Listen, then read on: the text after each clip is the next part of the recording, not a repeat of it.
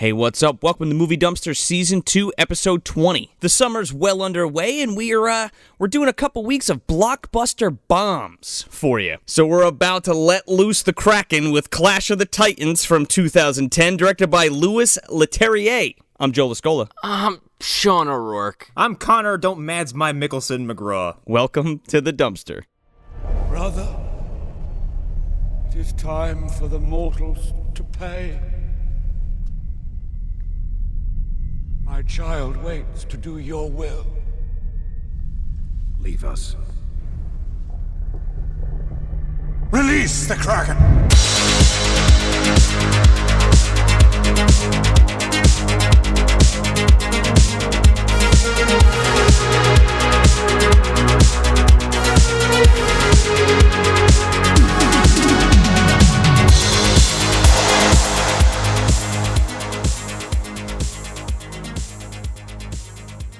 I workshopped that one for like an hour or two. I was like, I don't know, I was going to do something like, there's God in me and I'm calling the police. That sounds like a Duran Duran song. Don't mads my Mikkelsen? Don't mads my Mikkelsen. Okay, everyone, spoilers. I unabashedly love this movie, and I am wearing the t-shirt for this movie right now that I got from a box of promotional materials when I worked at Marquee Cinemas in Toms River, New Jersey. And it's complete with sun damage and a stretched collar and a hole in the side. That's how this film left me. Yeah. With a stretched out collar, sun damage, and a hole in the side. Took the fucking words right out of my mouth, Joe.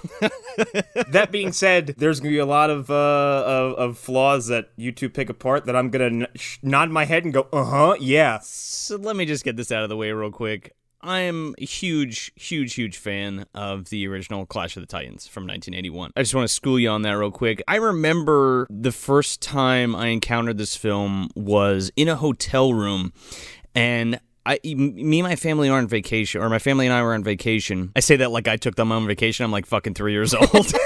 Come on, Dad. Come on, Mom. Yeah, come on. I'm taking you to fucking Disneyland. Thanks, Joe. You kids go have fun. I'm going to watch a movie.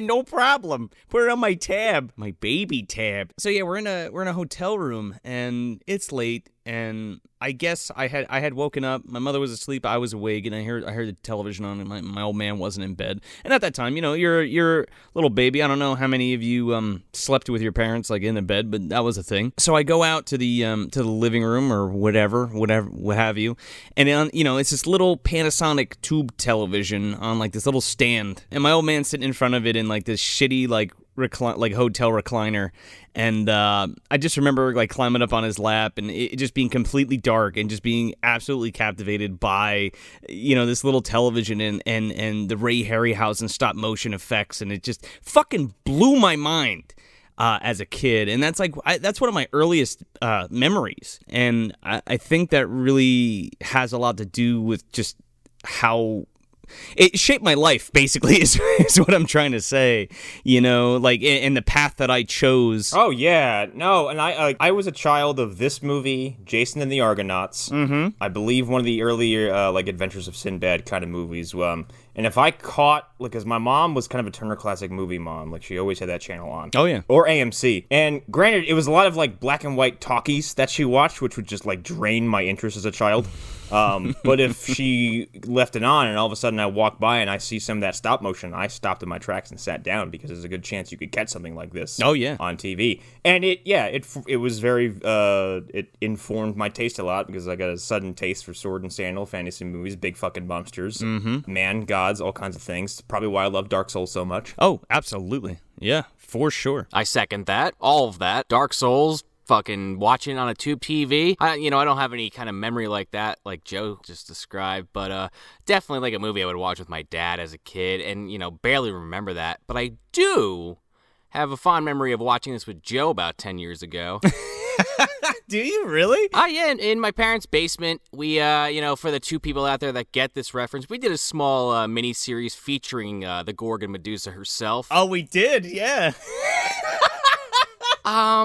I really like the original, and I think that's why this movie irks me. I was gonna come right out of the gate with it and say that if you have a fond memory of the original one and you find this off-putting, you're completely validating those emotions, because I feel like if you had titled this The Gorgon's Head, and just, Well, went off. No, I'm being serious. No, like, if you for sure. tried veering off and didn't use the title of the original one as some kind of, like, built-in goodwill springboard. Yeah, like, I don't think people would be so, like, Yeah. That's the nature of remakes. Yeah. I really don't want this episode to become, me sitting here going, well, the original's better because blah, blah, blah. And I made a point to not do that. Like, I watched the original right before I watched the remake, because I hadn't seen this since it came out in theaters. And I remember being, like, really disappointed with it. I watched it today, and I watched the original right before it, like I said. And I gave it the honest shake. So I will tell you the things I don't like, things I do like. But flat out, I don't hate this movie. I just want to be clear on that. Good.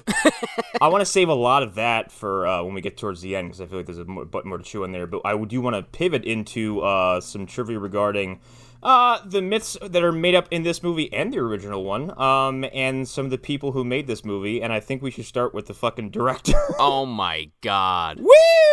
I was looking at the fucking movies this guy directed and my head was just spinning. You guys were dropping this on me before we got into this. So I've been anxiously awaiting. I wasn't allowed to look at IMDb, so lay it on me, please. I am ready. I'm so glad you didn't. Do we get a drum roll?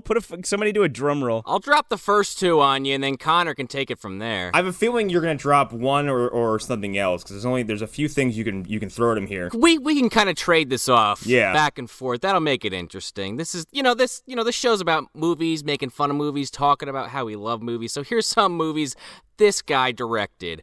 Starting off with the first two Transporter movies. Oh, God. Not bad. I remember seeing the first Transporter movie and hating it. Yeah, I think it's pretty good. I like that whole mansion fucking attack scene's pretty good. Maybe she won't be coming around after all. I've never seen any of them. The second one is just like, the first one was already off the fucking walls. The second one we might have to do for this show down the line, so I don't want to talk about it too much. But at one point, Jason Statham drives a fucking car, like, off a crane, flips the car, and, like, knocks a bomb off of something, off the bottom of his car. So that's a thing. Yeah, let me just make this minor adjustment midair. Pink! Yeah, exactly. This next one, Connor, it's a big one. I'll take this one because it's important to it's storied considering where the franchise is now. He directed The Incredible Hulk with Edward Norton. Oh, did he? Yeah. I don't hate that movie. I like to refer to the Kraken in this movie as the Incredible Kraken because it's a fucking beefed up shithouse that looks like Hulk 2099. It does, doesn't it? I was trying to put my finger on it, and I'm like, this looks like fucking Doomsday, fuck the Hulk, and then was eaten by fucking Tremor from Spawn. There's a lot about the Kraken, I have to say. Yeah. Yeah, there's a lot of weird similarities between how the Hulk is designed from a CGI and, like, movement perspective and how the Kraken designed, in that, like, the Hulk in that movie is fucking shredded. Yeah, he is. He's got muscles on muscles on muscles on muscles on muscles, and, like, he's got this, like, every part of him is cut and finely detailed, and I kind of liked it, and the Mark Ruffalo one is, like, this happy medium between that and the green balloon from the Eric Bana movie. Sure. I don't know. I think The Incredible Hulk's fine. Yeah, it's good. It's fine. It's just, it came out right after Iron Man. Yeah. Yeah, and Marvel's not allowed to reference it because Universal technically owns the solo rights to the Hulk still. Just wait, motherfucker. They'll get bought out too. This final one, at least to me, I don't know if you had another one before this, Connor, but this one particularly caught my eye. He is the director of the Dark Crystal reboot. Is he really? Yes. Yeah. Huh. Yeah, director of every episode. Really? Well, yeah. It looks dope. I'm really excited for it, and again, like, I really don't have anything against him as a director. Well, we'll get into it, but, like, that's okay with me. I just found it to be, like, kind of an interesting spread. Yeah, it's very weird. Now, I'll go with the writers. Real quick, I watched an interview with this guy, just regarding this film in particular, which I think is how he gets most of his films. He was just like, yeah, somebody came up to me and was like, hey, remember that movie? And he's like, yup. And he's like, oh, you want to direct it? And he's like, oh, yeah, sure, I guess. I used to watch it on VHS when I was a kid. I guess I'll go back and watch it and be like, all right, well, I'm going to do that, but different. Okay, bye. He has the power of being super agreeable. Yes. My brain just fucking hurts from that knowledge. I know, but, like, and that sentiment has me a little worried about Dark Crystal, but I'm sure it'll be good. I mean, the Dark Crystal Netflix series looks fucking cool. Like, don't get me wrong. I mean, and Brian Henson's kind of overseen it. I'm also sure that, like, he was working inside of a box. Oh, yeah. So any like, out there decision he was probably going to make, someone was like, yeah, no. I'm also kind of skeptical of Brian Henson after fucking the Happy Time murders, but we'll talk about that another time. Oh, boy. Yeah. Oh. You were starting to talk about the writers, Connor, and these are the people that I actually want to, walk up to and slap the shit out of. Oh, man. Oh, yeah, because I think these two were aliens. So one of them wrote the first two Pacific Rim movies, and the other one wrote The Invitation, which is a good fucking movie. But then he really doubles down with R.I.P.D. and Aeon Flux. Oh. You fucking double dipping in the shit tank. I mean, Pacific Rim 1 was good. I did not see the second one. The second one sucks. But holy cow. R.I.P.D. and Aeon Flux, that is a nail in the coffin. Don't tense up. I'm Jeff Bridges doing Yeehaw Cowboy impression. Aeon Flux is the only movie I've ever walked out on. Fucking pass, dude. I've never seen it. I'm good. I saw Ultraviolet in theaters, and I think that was like, I'm gonna... Oh, excuse me, I'm thinking of Ultraviolet. Oh. Fucking riding a motorcycle on the side of a freaking skyscraper. Ultraviolet's fucking terrible, so I think we should pivot to the cast, which is ludicrous. It's fucking star-studded, man. There are people in this movie who are big deals now who say 3 things that are never seen again. But it makes sense because it's like, okay, for those of you who haven't seen Clash of the Titans, like the original Clash of the Titans, or know what the fuck it is, crawl out from whatever fucking rock you've been under and watch the movie. It's a classic. It's a classic fantasy epic. Yes. Okay? It is literally this sword and sandal movie to watch. You know what I'm saying? Oh, yeah. It's tunics, curly hair, and sandals all over the place. Yeah. Harry Hamlin being a handsome motherfucker. You got Burgess Meredith fucking squawking around. Oh, my God. I was missing him in this movie. Oh, well, he's replaced with somebody else. We'll get to that. Yeah, so we got Sam Worthington, who has, for some reason, how are we stuck with Sam Worthington? I don't know how this happened. Like, just because Avatar made so much money? Terminator Salvation, baby. I don't know what happened, man. This guy came out of left field. Here's the thing. He had Avatar, this, and Terminator Salvation seemingly kind of in a triple, like, in basically, like, 3 consecutive with some moderate time apart, like, big budget releases, like, back to back to back. Like, someone in Hollywood was very confident in him and just gave him the ball for a summer. I mean, he's basically set for life if he was the fucking main guy in Avatar either way. Yeah, exactly. So the first time I saw Sam Worthington was in Rogue. Yup. I thought that's where you're going with it. Yeah, it's Greg McLean's sophomore effort, right? So Greg McLean's first, now this is an Australian filmmaker, okay? His first film was Wolf Creek, which is fucking great. Oh, shit. Yeah, and then he followed it up with Rogue, which is a giant crocodile movie, and if you haven't fucking seen that, do yourself a favor. Remember when Dimension was just, like, putting horror movies out on DVD, like, direct-to-DVD? Yeah. And they called them, like, I don't know, Dimension, it says something, like, horror, it was like a horror thing that they were doing. Anyway, that film is fucking great. Definitely check it out. But that's the first time I saw Sam Worthington, and he plays like this like douchebag ex-boyfriend character. Anyway, it's a great Killer Croc movie. Oh yeah, that's where I saw, and that's where James Cameron allegedly saw him and was like, "You should get that guy for next Terminator movie." And they were like, "Okay, James, everything you say is a-okay." Yeah. I don't watch that movie and be like, "Yeah, Sam Worthington's the next fucking Bruce Willis." Like I just don't see it. Yeah, neither do I, because he's just a square jaw white dude with a buzz haircut. And he's just looking, I don't know. He has like some cool physical attributes, but then when you hear him scream, you're like, "You just step on a nail?" He's kind of boring, right? Yeah, and he likes to go, eh. Yes, that's what he said. Yeah, he comes across as like a pretty imposing guy, but he's just so bland. He's kind of funny in how bland he is. Yeah, it'll get brought up. But down the line, we got Sam Worthington, Liam Neeson, Ray Fiennes, Jason Fleming, Gemma Arterton, Alexa Davalos, Mads Mikkelsen, Luke Evans, Liam Cunningham. There's people I'm missing because the list hasn't loaded yet, but there's more. Danny Houston. Pete Postlethwaite is in this. Pete Postlethwaite stops by to say hello. Yeah. The fucking Hound's in this. He is. There's a few Game of Thrones people. You said Liam Cunningham. Yeah, Davos Seaworthy, and Nicholas Hoult, who is Beast in the new X-Men movies, and Nux from Fury Road. But yeah, this movie's got a lot of people in it who just kind of stand around to be like, I played a god once. Yeah. This is also like a UK-Australian kind of made flick that was distributed in the US. So it has that Eurovision feel. Like the Luc Besson movies? Kinda. And then it's all directed by a Frenchman. So where are we going with all this?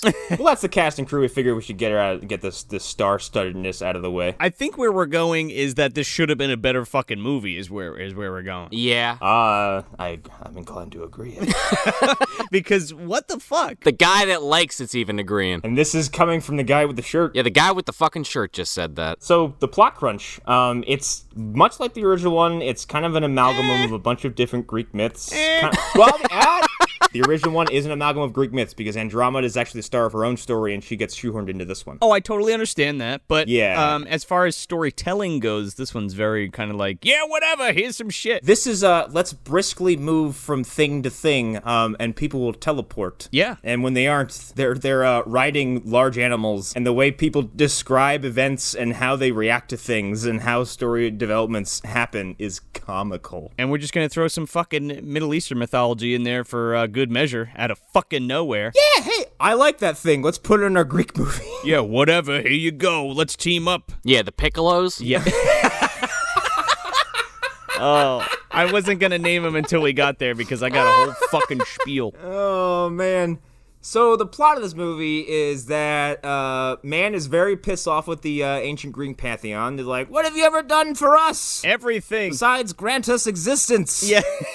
You stupid yuppies. See, I'm okay with that. So that's like the flip-flop for this, right? Like, in the first one, it's kind of the same, but not. Yeah, it all comes down to, basically, it's the city of Argos is going to be made an example of. Yeah. They're going to sacrifice the Princess Andromeda to the Kraken in set time limit. Is it 10 days in the original one? Yeah, I think that's all the same, but it's just told better. Here's the blanket statement I'll make regarding that. If the original one is a fine painting, then this is the fine painting translated into pro wrestling. Oh, this is...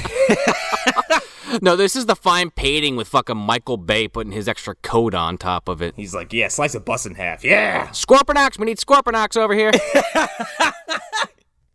How the fuck... Now, you'd think, right, logically, that a stop-motion animation fight scene would be less engaging than a full blowout CGI fest. You would think. You would think that. But literally every stop-motion scene from the original film has more weight than any of the CGI fights in this, like, at all. Oh, yeah. I'm going to argue some of that, but I'm also going to agree with some of that. But there's parts of it where I'm like, that's not a thing you're engaging with, and there's other parts where I feel like they actually incorporated practical and CGI very well. I kind of want to just jump into this, because I have a question for Joe, because I haven't seen the original in years. So this movie opens with this fucking coffin going in, like floating in the ocean. Well, first it opens with the voiceover. Oh yeah, I forgot about it. Excuse me, I can't forget that. Yeah, Gemma Arterton as Io narrates the opening. She's like, once they were titans and now they're not. Hello. Nanny Salad Fingers, is that you? I just want to say it once, but this woman's beauty is absolutely captivating. Thank you, because I think Gemma Arterton is one of the most beautiful women who have ever lived. Easily. She's unbelievable, and I don't think anyone's found a proper thing to do with her yet. Unfortunately, she does not need to be here at all. No. She just is like, hey, I'm here in this scene. Hello? I'm immortal, kind of. Who am I? I don't know. She's Io. She's very much like Lois Lane in BVS, where her superpower is exposition. Hey man, she threw that fucking whatever the fuck that one time. That string with a blade on it. She is infinitely more useful than Lois Lane. She ends up being like the Burgess Meredith character in this version. Oh god, you're right. Yeah, she is, but like at the same time, it's like, who the fuck is this woman? Why do I give a shit? No one's really gets a lot of like backstory or development. And that's kind of my problem, because we don't really grow with anybody. We're just like, hi, I'm here. Do you like me yet? Okay, bye. I've got plenty of jokes about Perseus. So we start the movie, and Io basically gives us a very abridged version of, she's like, they were titans once. We're not going to go into that, because right now, people are mad at the gods. Oh, and there's a Kraken. Well, yeah, they make a point about saying how, the Titans were the parents of Zeus, Hades, and Poseidon. Yeah. And they kind of, like, turned on them. And, in the process, like, Zeus became the king of the heavens, and then, Poseidon of the sea, and then, they betrayed Hades, quote unquote, and they made him the king of the underworld, and he's pissed about it. And, like, that's a whole story in itself, right? I think. Yeah. I think it's a problem with Greek mythology, where if you tell someone like, so there's this guy named Theseus, and well, no, don't ask questions of that. I gotta get to the Minotaur. Like, Right, exactly. Basically, Hades takes the place of Thetis in this film. Why did they feel the need to change that? I don't know, but Is Hades just more well known? Is that the logic? I guess so, but like this is the biggest problem for me with this film is they strip it of the dynamic between father and son and mother and son. Yes. Yeah. And I think that really hurts this story a lot because then it's just like, who is this other character? Why do I give a fuck about what he's doing? Yeah, and they kind of position it into like a sins of the father kind of thing, where it's like he has 3 opposing father figures, and he kind of has to decide like he has weird relationships with each one because Well, except for Poseidon. Who? Because like Calibos is his stepdad. Zeus is his real dad. Do we want to cover that now, or we want to wait till we want to pull like a Mortal Kombat Annihilation where we just rip the fucking Band-Aid off like you were talking about earlier? Well, that's the thing. Like, the original opens with that fucking scene, and then we don't get the scene until halfway through the fucking movie. Like, what is that about? Well, we get it like in the first third, but yeah, like we get part of it here. We get the coffin. Yeah. But then we get the rest of it later. Yeah, which is... I don't know why we're telling the story that way. I don't know, but come to find out, Zeus is a piece of shit. Oh, yeah. If you don't know anything about Greek mythology, he always was and always is a piece of shit. He's a womanizer. Yeah. He fucking rapes people, and it's, they write stories about it. Oh, yeah, he's a total piece of shit. I mean, even in the original, he's a piece of shit, but he's like, no, I'm not a piece of shit. Just because I fucked that woman doesn't mean anything. Well, this is a pretty fucked up story, in my opinion. Oh, it totally is. Just because I flew into her room disguised as an eagle and then disguised myself as her husband, slept with her and flew away, doesn't make me a bad person. And then my husband fucking executed me. Because I was raped. What the fuck? And we're supposed to like this guy? The idea of Atrecius going to siege Mount Olympus and then Zeus being like, oh yeah, motherfuck, and then turning into him and fucking his wife, is hilarious to me. I do love the explanation there, though, because they're like, because Io's in the middle of her narration, and again, this comes a little later, but Io's like, Zeus liked humans, so instead of just destroying them all with his fingers, he's like, now I'm gonna make a fucking example out of you, and he does the most evil, deceitful, underhanded thing I can think of that isn't destroying their city. Yeah. And yet, later in the film, he's walking around like Qui-Gon Jinn, trying to look like a fucking monk. That's another thing. Like, Zeus's motivations are so kind of all over the place. Zeus is fucking insane in this movie, okay? He's a goddamn maniac. He's got like split personality disorder or something. But like, that's another thing. Like, again, like what I was saying for the original, like, he knows goddamn well Perseus is his son. That's why he fucking crushes Acrisius, and he's like, fuck you, and he has Poseidon destroy Argus, right? Well, here's the pisser to me is, we're jumping around a little bit because I just think this part is easier to get across in the beginning of this episode. Yeah. Yeah, as opposed to splitting it in half. Acrisius is holding this fucking coffin with his supposed dead wife and the baby inside, and then he's what is he gonna do? Kick it into the fucking ocean, I guess? But he throws it after he gets struck by lightning? Instead of just outright killing them, he like, on the spot, he puts his baby and his wife into a big, ornate, decorated golden coffin, has like 30 of his best men stroll out to the jetty in a big old storm, and he's like, I'm gonna throw this shit in the water, points his sword towards the heaven, and Zeus is like, how about you get fucked, and throws a lightning bolt at him, and deforms him, and then Calibos is like, you turned me into a goatman, so I'm gonna throw this coffin in the water like I intended to in the first place. Yeah, I don't like that either. Yeah. We're merging two characters. It just should have been, you fucked my wife and or daughter. In the original, it's, Danae is his daughter in the original. You fucked my daughter and that pissed me off and you overstepped your bounds and I know that I'm supposed to pray to you, but you fucked, my wife or daughter and got her pregnant. So I'm going to kill them now. And then, obviously he feels the wrath of the gods and, dies along with his entire fucking city. But for him to become Calibos is fucking stupid. Yeah, because it's like he went off and like came up with his own like supervillain identity. He's like, I'm gonna get a cave with some candles and a nice Ultron cloak. Yeah, I'm gonna sit in this chair. And I'm gonna wait for Hades to come knocking. It's almost as if like Smeagol got the ring and then fucking the next minute he was like, running around saying golem, golem. Yeah. It just doesn't add up. No. You don't see him lose his mind. You just see him you see him quickly get deformed, but then the next time you see him, you're just like, oh, you're just a cave-dwelling, madman now. Okay. Yeah, but like, I know I'm going to be saying this a lot, but like in the original, again, this is the big point anyway. But like,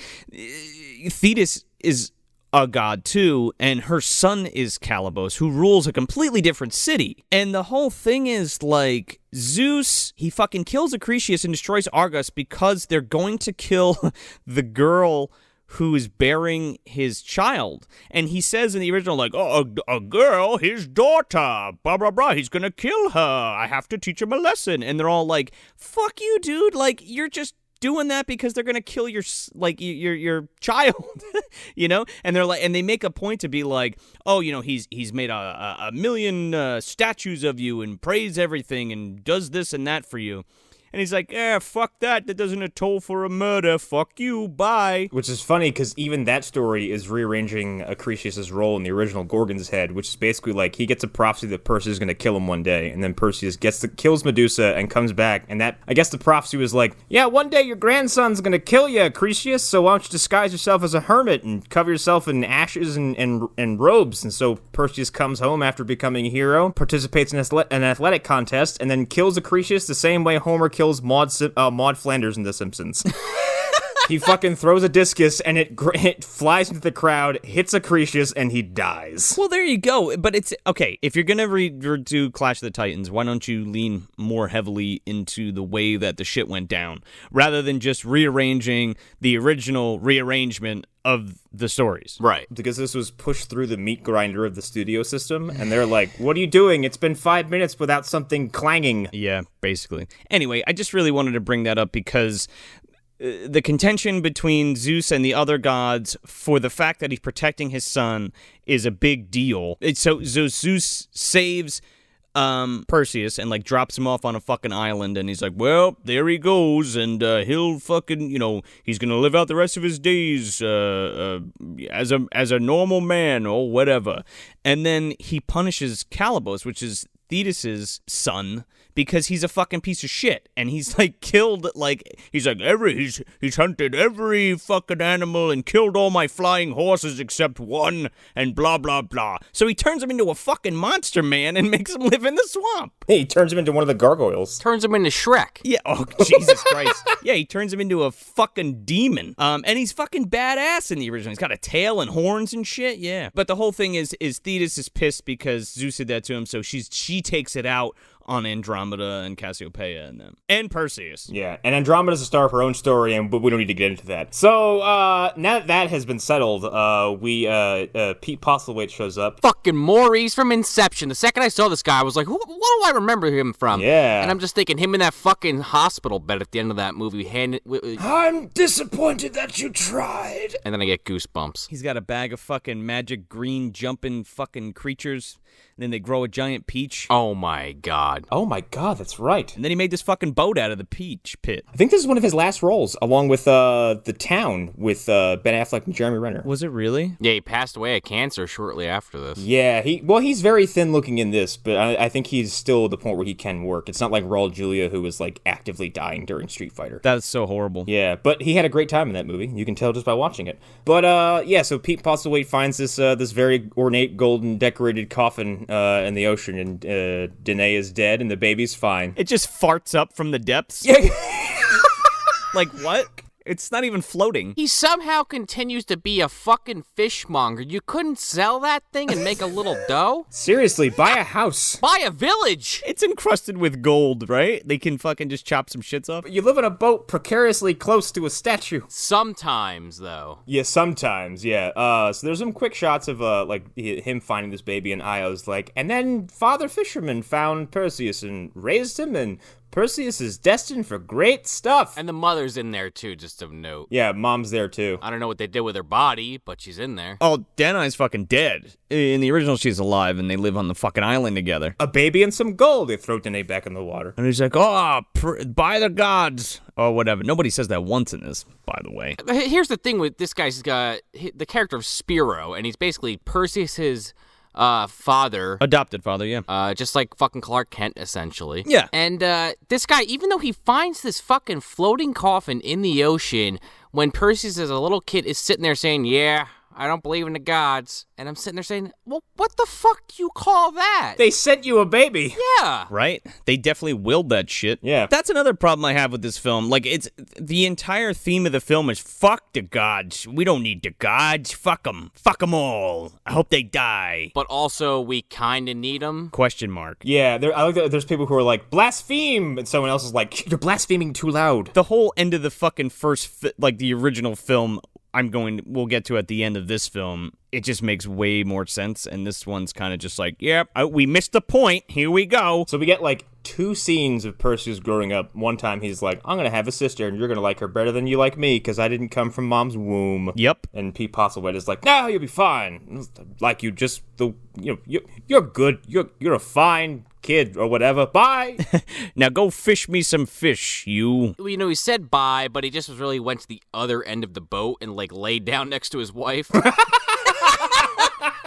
Well, I gotta go. Go to bed, son, your room below deck. The barrel over there, go sleep in it. Dad, why haven't we bought a house yet with the gold you found in the coffin that I get? Shh, go to bed, son. Never mind. Got a fucking Rolex on.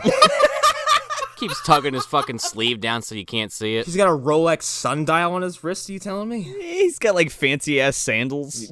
How often does a man ever look at your shoes? You ever gonna tell your son where you bought those sandals? No. Camera zooms in on his feet. You just see the covers go over him. So, like, this is all told in like 5 seconds, right? Yeah. There's no cool montage of him like growing up. Like in the original, he's like growing up and learning how to ride a fucking horse and learning how to sword fight and learning how to fish and take care of himself. Emphasis on learning how to sword fight. He grows up as a fisherman. In the original, he grows up as a fighter. Well, not necessarily a fighter, but just Or learns how to fight. he's a well-rounded guy. Right. He's not just like, all I know is fishing, ho-hum. Granted, like, being a fisherman in that kind of environment is gonna make you an athletic powerhouse. Yeah, I guess. Maybe if he had like a fucking flail and he's doing like the perfect cast or whatever the hell it was called from Goofy movie. 1 o'clock, 2 o'clock, 3 o'clock, 4 o'clock. Cause like, you remember the, like, if you ever watch like Ninja Warrior, it's never like the Olympic athlete who wins, it's like the gas station attendant, the firefighter, and the fisherman are all champions. Well, the thing is, it just doesn't make sense for like the whole thing with the character is like, well, he's a demigod. He's got God in him. That's why he knows how to do everything, like Mia Jovovich in Resident Evil. She lost her memory. He can do a Pele kick. He can flip off a fucking rock, and he's an expert swordsman for whatever reason. Sure, because he's animalistic. Question mark. Question mark. He's gone feral. He's bald. He's the only bald guy in the whole movie. Yeah. I was looking for Ron Perlman. What the fuck with that? Maybe that was the fashion back then. Yeah. Yeah. So quick shot of him as a kid, and then he's an adult, and he has more of like the whole, I don't know where I am, or, you know, I have questions about my existence. And it's the same kind of stormy night that when Daddy Spiro found him. Cut to the next morning, and they come up on some idiots trying to tear down a Zeus statue. And they do it. This whole sequence of events is hysterical to me, because people in this movie are like, yeah, fuck the gods. What are they gonna do about it? They're stupid gods. They don't have any ability to give us an immediate comeuppance. They're literally getting drunk. They're just like, yeah, fuck it. Fuck you, gods. Yeah, they're ripping down a statue of not a statue of like a fucking Hephaestus or somebody, like one of the minor gods. Like, they're ripping down the boss man Zeus statue. They're like, yeah, fuck him. What's he gonna do? This is the thing I don't get. If this was real life when they did this, okay, I guess they didn't know any better. But, like, this is a universe where the gods they know for a fact are real. What are you fucking doing? Yeah. It was like they wagered a chance, like, so what? They might be real, but what's it gonna do? Come down his big golden staircase and shove a lightning bolt up our ass? As they're knocking this thing down, they're going, yeah, you know, remember the Kraken? It fucking killed a bunch of people like 10 years ago. I was just gonna say that, like, it's only been like a decade since the Kraken came and fucking wiped everybody out. It's been a short decade since the whole, like, God flooded the planet kind of disaster where it's like a biblical, like, and then we reset the world. They've got, like, Ghostbusters 2 memories. They don't remember the giant marshmallow man walking down Fifth Avenue. That and, like, it's like people are like, these people are everyone in Argos is a fucking idiot except Andromeda, because all of them are like, they just keep flipping off the sky and like grabbing their junk and going like, suck this, Zeus. Zeus is doing birthday parties? Yeah, and then like the second the statue comes down, Hades shows up. Yeah, what the fuck? Yeah, why would you send Hades? We fucked up Zeus's statue, send Hades. And this guy, what the fuck character? Oh! Holy shit. I have major problems with the way that Hades is portrayed in this film. Oh, Perseus, the boy who also lived. I'm Hades. There's that also. Pick up your wand, Perseus. Oh, Nagini. Take off your clothes, Perseus. Take 1 degree away from Granny Van Dam with that voice. Take off your clothes. Granny Van Dam is my summer mistress. Oh, God. Why does that work so well? Fucking in the wheelchair. Take off your clothes, Hades, yes! Spin me right round, big boy. Hades is like, I can't. These clothes are singed to my body. I can't remove them. Oh, you want to see my snake? I'll give you a parcel tongue between the cheeks. When they hired him for the movie, was it in the contract that he just had to do this fucking character again? He's Voldemort all over the place. yeah, you are frail at first, and then you get gradually less frail, but like... He is Voldemort on every level. Yeah, it's hunched over, bearded hobo Voldemort with a nose. Like, he's constantly got this crooked stance, like he's like, ow, my back hurts, I threw it out yesterday. And let's just be clear, it is the same actor for anyone at home that doesn't know. Yeah, it's Ray Fiennes, everybody, and he is not just chewing scenery, he comes in, he's like, Are you going to finish that? Okay, good. This representation of Hades, by the way, is kind of bizarre. it's Hades combined with the Angel of Death combined with Count fucking Dracula. Yeah, he looks like Vlad. He looks like Gary Oldman's Vlad, doesn't he? Yeah. Yeah, and he's also got like his elemental representation of, him being death is this weird pseudo like fiery entropic kind of thing. And I don't really associate Hades with those kinds of things. I associate with him with like, death, undoing, the end of things, winter, stuff like that. Cloaked, maybe? Cloaked figure. Yes, of course. Also, like, why are all of the gods wearing, like, medieval armor? Yeah, like they got their +1 holy armor on. Like, what? Well, also, like, if you didn't get the idea that Hades is the black sheep of the family, he is literally dressed in all black, and everyone else is dressed in white lens flare-ridden armor. They're like chromatic fucking stickers that you used to get in the 50-cent machines. Prismatic, excuse me. Here's the thing, I wouldn't even hate the costume design for the gods if they didn't have this, like, horrible fucking glitter, glowing, radiant effect on the armor. It's like J.J. Abrams passed by and was like, those are nice. You know what they need more of, though? Here you go. Shine them up. I prefer the kind of flowy, ethereal look better. You know what I mean? Yeah. Because then they just look like a bunch of, like, fucking dead soldiers. Yeah, because it's like the gods. Why do they need to wear armor? Exactly. They should be fucking naked. That too. So Hades shows up and he brings the Furies with him. They don't get named. You have to Wikipedia that. Oh, yeah. I was like, are these imps? Are these harpies? What the fuck am I even looking at here? I initially thought harpies, but they are named, I think, in the Wikipedia and the IMDb as the Furies. Yeah, and so he shows up. They're Night Furies? Like How to Train Your Dragon?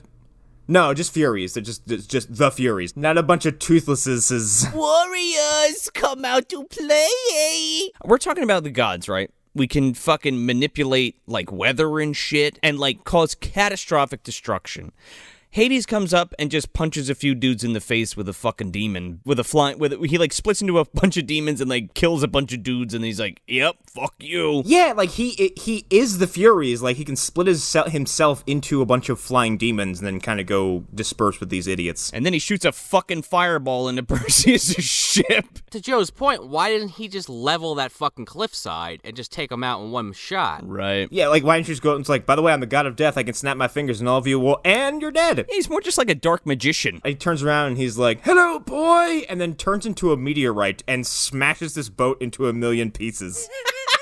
For no reason. Meanwhile, Spiros is going, we can just sit here and we'll be okay. We're not doing anything wrong. He's just like, okay, Sam Worthington, stand still. And then he looks up and then he's just like, Avada Kedavra! And he fucking just flies into the fucking boat. And then Perseus watches his entire adopted family drown within the confines of a boat that he can't Nope. Well, his poor father, he's sticking his arm out the fucking boat as it's sinking, trying to give him the Rolex, and he doesn't get a hint.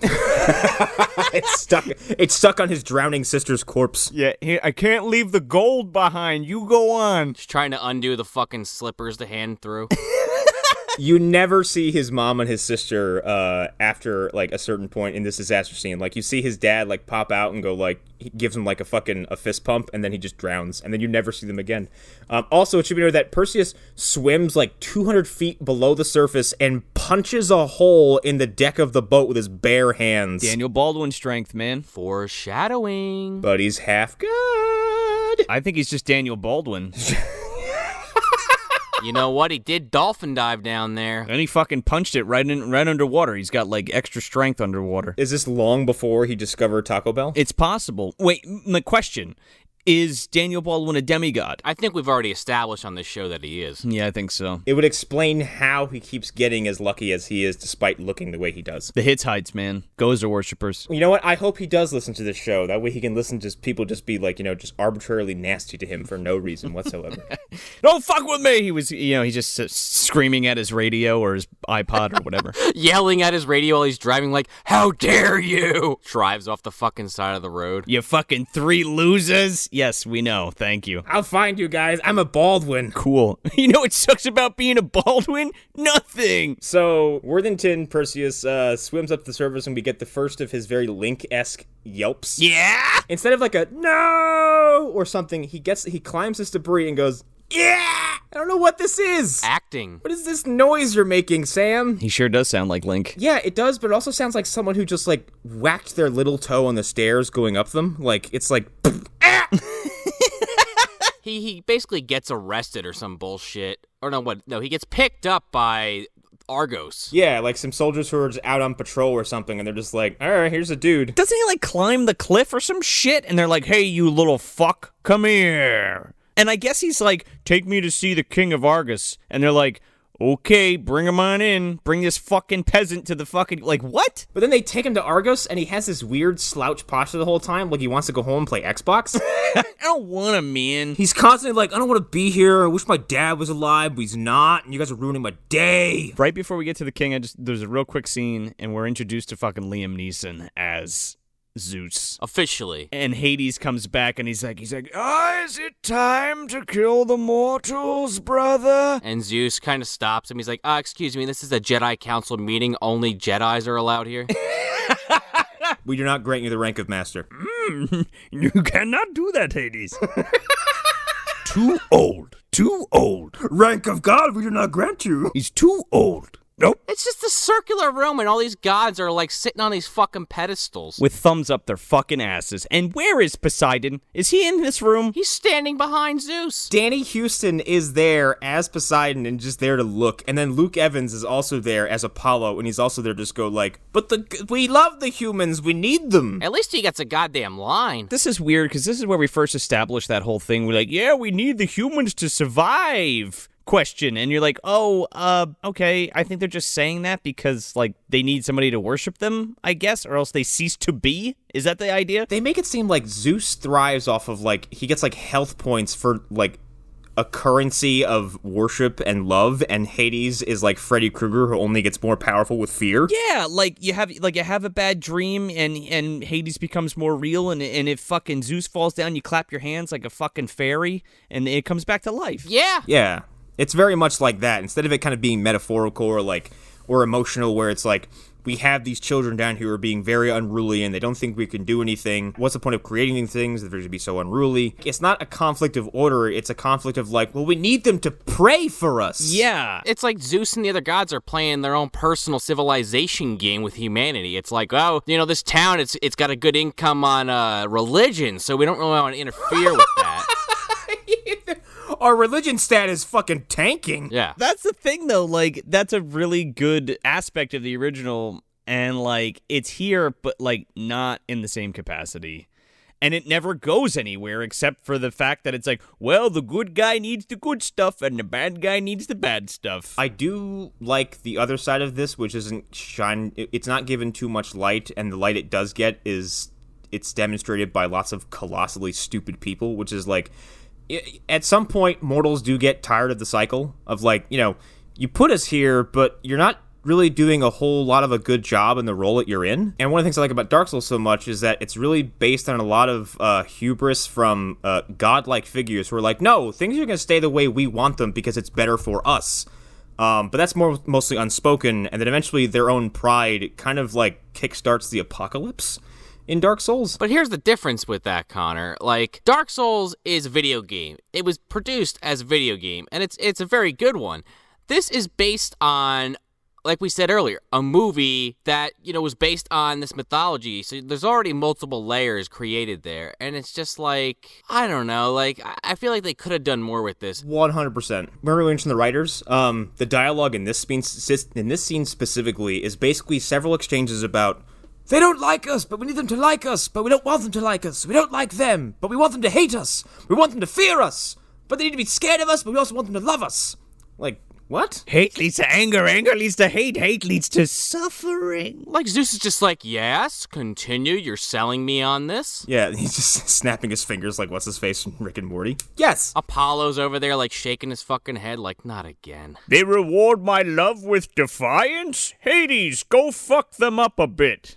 And then he sends him out. Hades basically was up there to dupe his stupid older brother, or, twin, whatever the fuck. I guess. Where the fuck are Hera and fucking Poseidon? They don't have an opinion about this? Where's Aphrodite? Where's Thetis? Where are all these other gods? Yeah, where's Athena? She gets mentioned. You don't ever see her. Those people all have credits and are never given speaking roles. Fucking stupid. I think literally everybody in the original gets at least a line? At least 10 seconds of dialogue, yeah. But basically, Hades is like, let me go down there and stir some shit up and more or less promote civil unrest so that we can teach them a lesson. And Zeus is like, sound idea, there's no way you could double cross me. By the way, do you think that the MDU has a similar council to this? Yes, totally. Except Liam Neeson is John Hurt. Exactly. You've got Granny Van Dam's there. She's Hades. You've got Gunnar Hansen the White. Yeah, well, Gunnar Hansen's Poseidon, you think? Yeah, he doesn't really talk much, and when he does, you better watch out. You better watch your fucking ass. It's been 25 years since I sent the super tsunamis to destroy the world. Oh, what are you talking about? That was me. I blew it up. Bruce Davidson's on the fucking council. He kind of keeps to himself, but he just shakes his head. He just stands there and looks off in the distance. People are like, Bruce. Yes. He shut down again. I don't know what's happening to him. Line.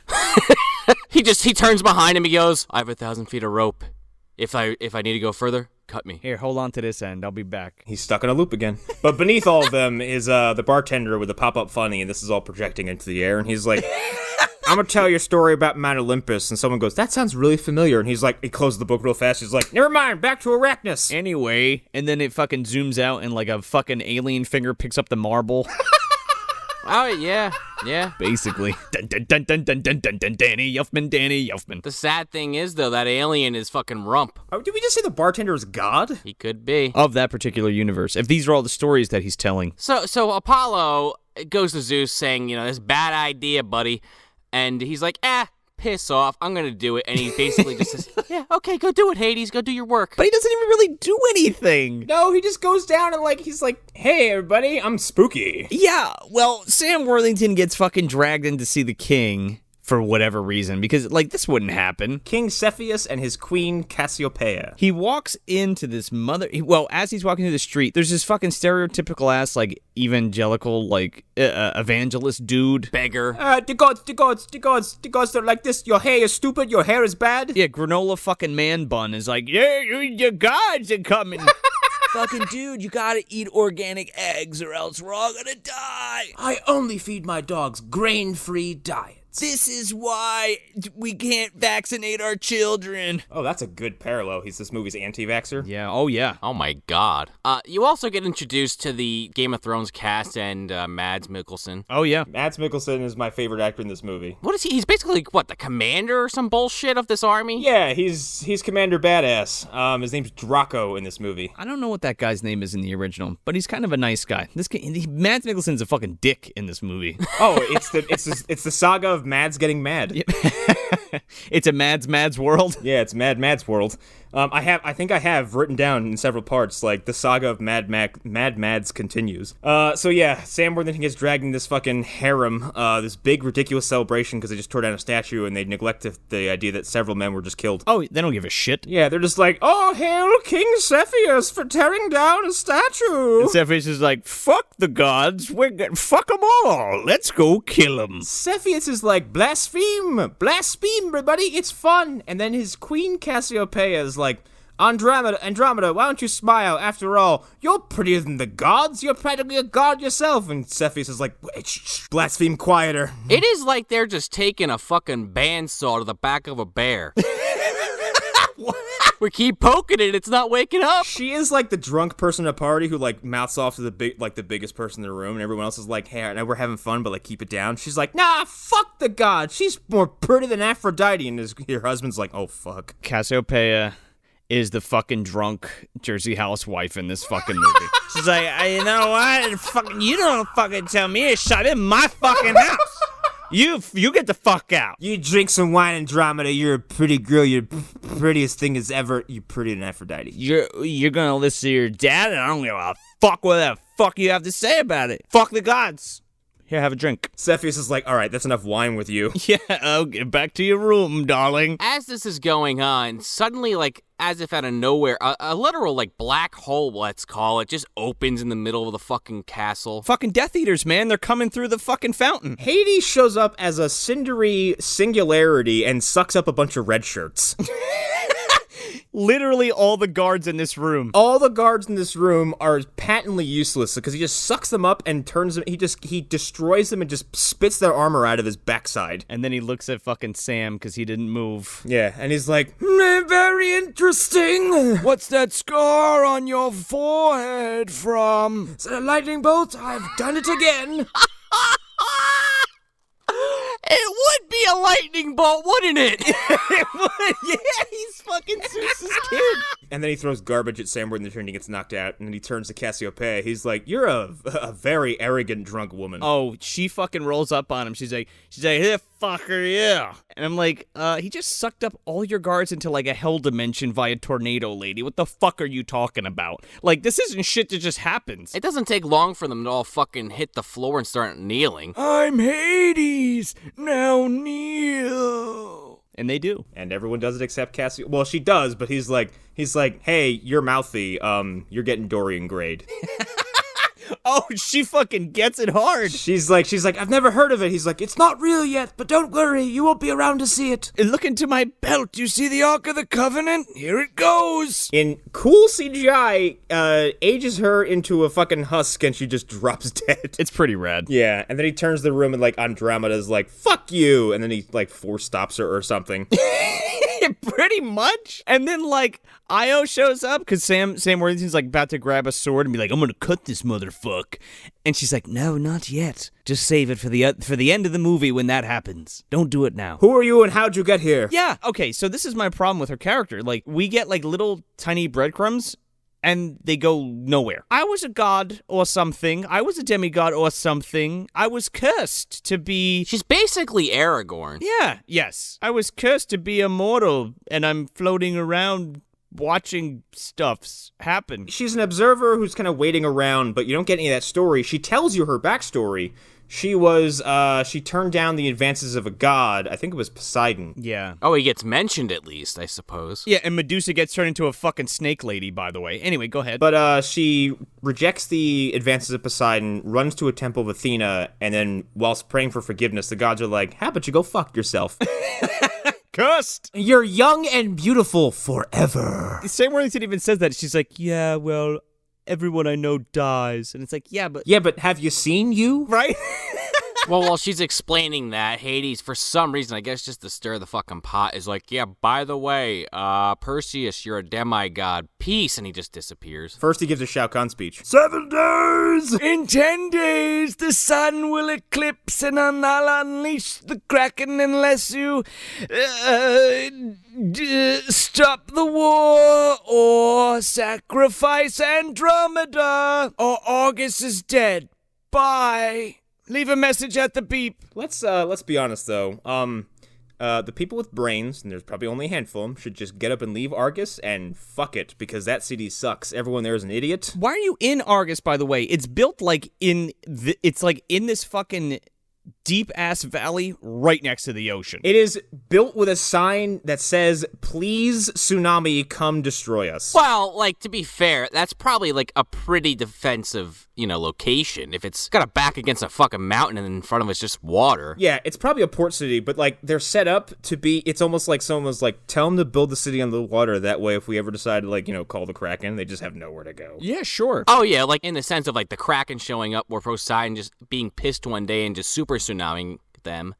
Otherwise, it's not a bad defensive position. Yeah, no, because you can leave immediately, and then you have a if someone comes to land, you can flee from the sea. If someone comes to the sea, you can flee inward. It's basically Helm's Deep with water in front of it. Yeah. So yeah, he says like 10 days, and then Mads Mikkelsen is like, I am angry for no reason. Fuck you, Sam. You serve the gods. You're part god. They take Perseus, and they're like, you're demigod, and they start beating him up, and Sam does more of his yeah. And he's like, stop it, my dad was killed by a god. They're like, your dad's a god. And he's like, no, he's not. He was a fisherman. He gave me a small loan of godly powers. Well, he took that loan into the water with him in his watery grave and never got those sandals off him. Or the Rolex. Don't forget that. Cepheus comes in. He's like, I need the demigod to go do the thing. And he's just like, no, lock me up. I'm not a fighter. That's where we get that whole flashback thing, which we don't need to go into with Acrisius. The big thing is that he turns into fucking Calibos, which is stupid, but you need to know that. Right, and I guess Perseus only even agrees because Io kind of convinces him that, like, hey,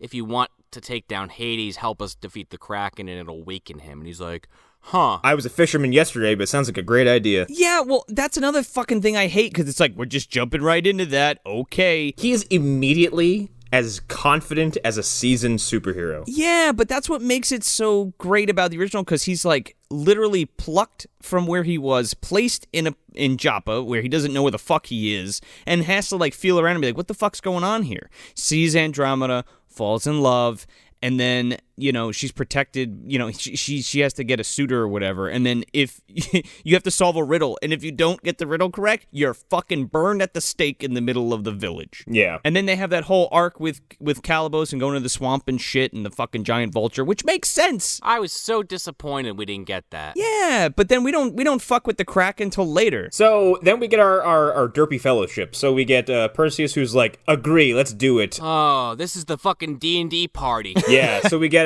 Io, Perseus, Mads, and then we get this roll call of Nicholas Hoult, who plays, I don't remember, a guy with very tight-looking lips that makes him look like a beak, the Hound from Game of Thrones, Davos Seaworthy, who was he in Dog Soldiers? Captain Ryan. Yeah, and then a bunch of fucking red shirts. Yeah, these two hunters that just walk up. Oh, these hunters are my favorite characters in the movie.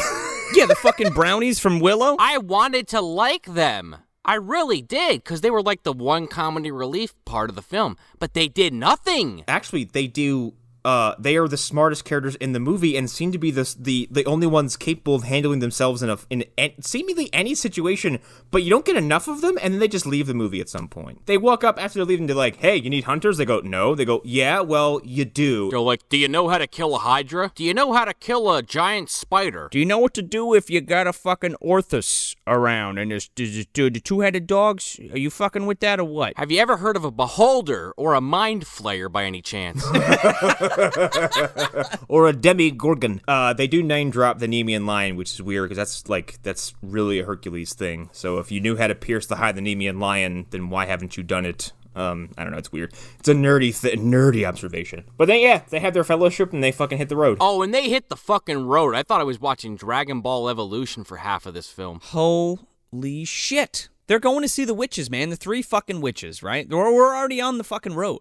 And it's like, what? 20 minutes into the movie, not even? They got 10 days, and I swear to God, I mean, some shit happens, we're going to talk about it, but for like the first 7, they're going to these witches. I know. It takes them forever to get there. They do drop the amount of time it's been. So I think they say from the castle, from Argos to the witches is 4 days. Well, it's about 10 days, like there and back, I think. Yeah. So, we get like they're all camped out and they're giving Perseus shit for just being, just a fucking nobody.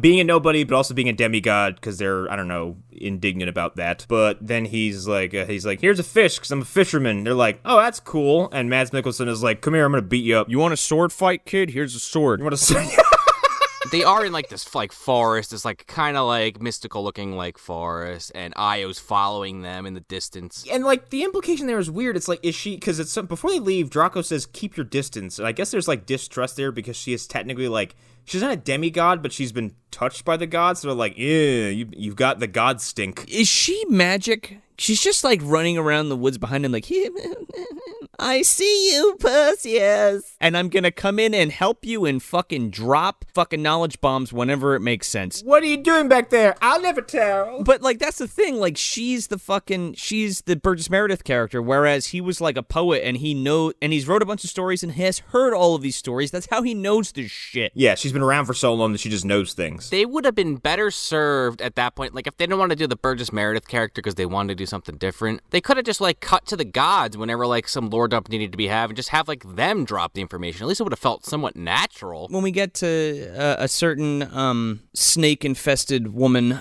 there's a whole section that just doesn't need to be there about, you gotta do this when you fight Medusa, and you gotta do this when you fight Medusa. And it's like, no. That scene has a whole different intention, which is like, Oh, I know, but it's fucking stupid. One thing I don't want to forget to mention, because it fucking burns my soul to the core, before they leave the town, you gotta throw this Boobo fucking joke in there. Oh, shit. oh, wow. As a adamant defender of this movie for this, and I'll get to why I defend this movie a lot when we get to the wrap-up part, but like, okay, if your intention is to go off on a different road altogether and make a movie that is tonally the opposite of what the original was, and you want to do something a little more hard-hitting, a little more fast-paced, a little more blockbustery, don't even reference Boobo.